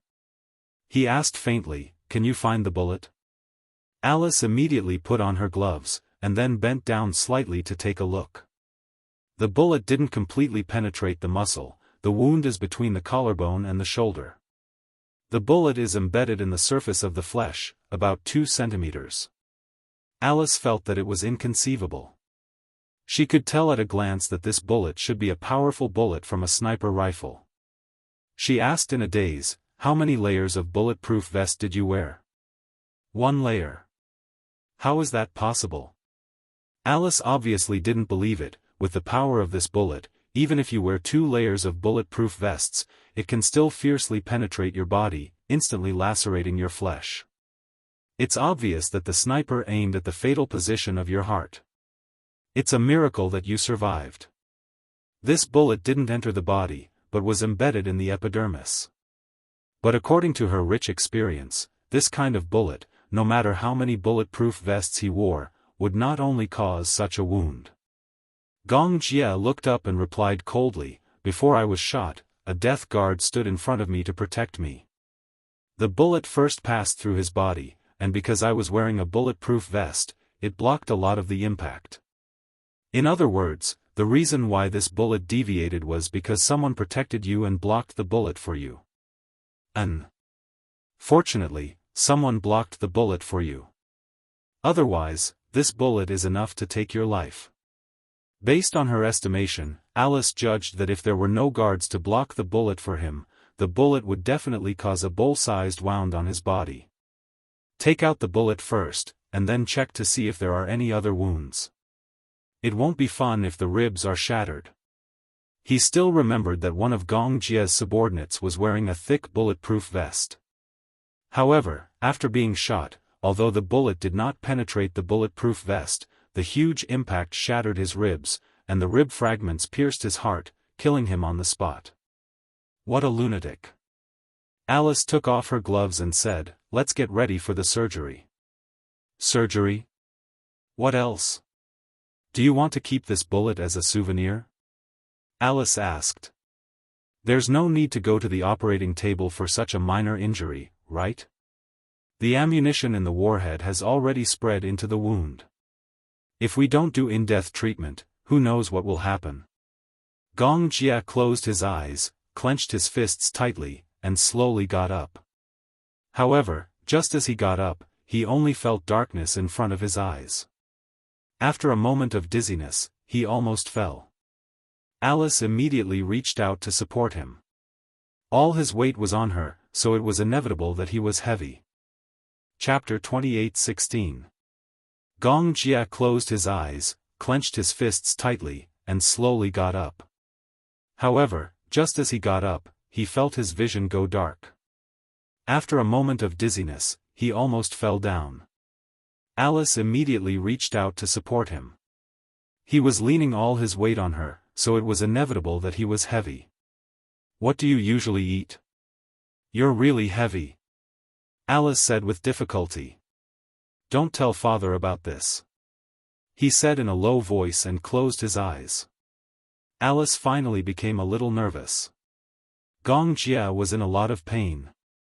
He actually fainted from the pain, which meant that the wound infection had worsened. In such a bad situation, he did not enter the operating room immediately. Instead, he took his phone and made that inexplicable call. However, what Alice did not know was that Gong Jie could not wait to call Yunshirshi's phone because he was always worried that if his injury worsened, he would not have the chance to hear it. As the CEO of the Hurricane Group, his identity meant that he was destined to walk on the edge of hell and the mortal world, not to mention going through hell and hell. No matter how many people there were to protect him, there was never anything that was foolproof.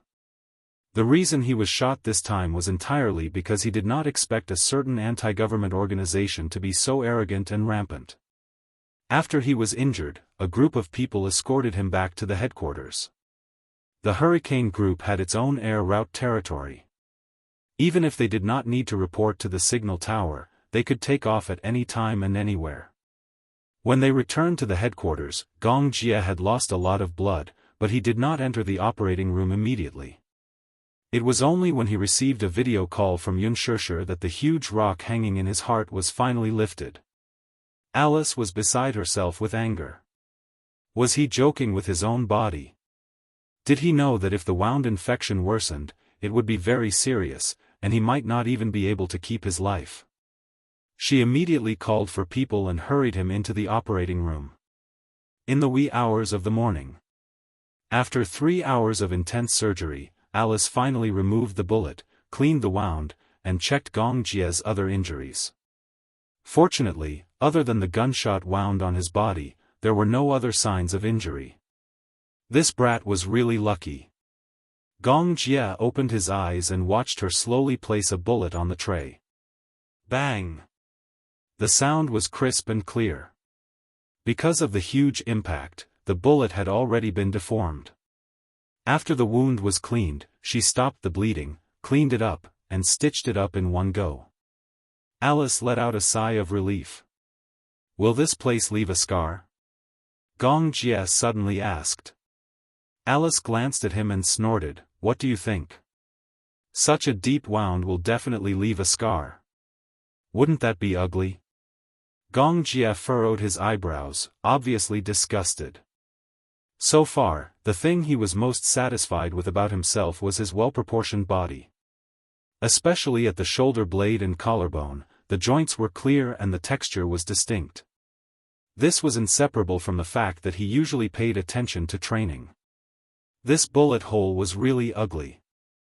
I didn't expect you to be so delicate. However, you'll leave a scar. Isn't it normal for men to have scars? I feel that men with scars on their bodies are very sexy. Shallow. Gong Jie disagreed. I don't think men must have scars on their bodies. It's ugly. Chapter 28:17. Gong Jie's eyes darkened when he heard that. He seemed to be seriously considering this suggestion. Alice glanced at him and suddenly smiled. But even if you want to get a tattoo, you have to wait for a while. At least wait for the wound to heal. Gong Jie ignored her. He frowned and used a little strength to sit up on the operating table. The green sterile cloth that was used to cover his body suddenly slid down his chest, revealing his muscular chest muscles that were full of strength. The anesthesia was partial. He could not feel the left side of his body. Therefore, he could only rely on the right side of his body to provide power. How long will it take for the drug to wear off? He looked back and asked.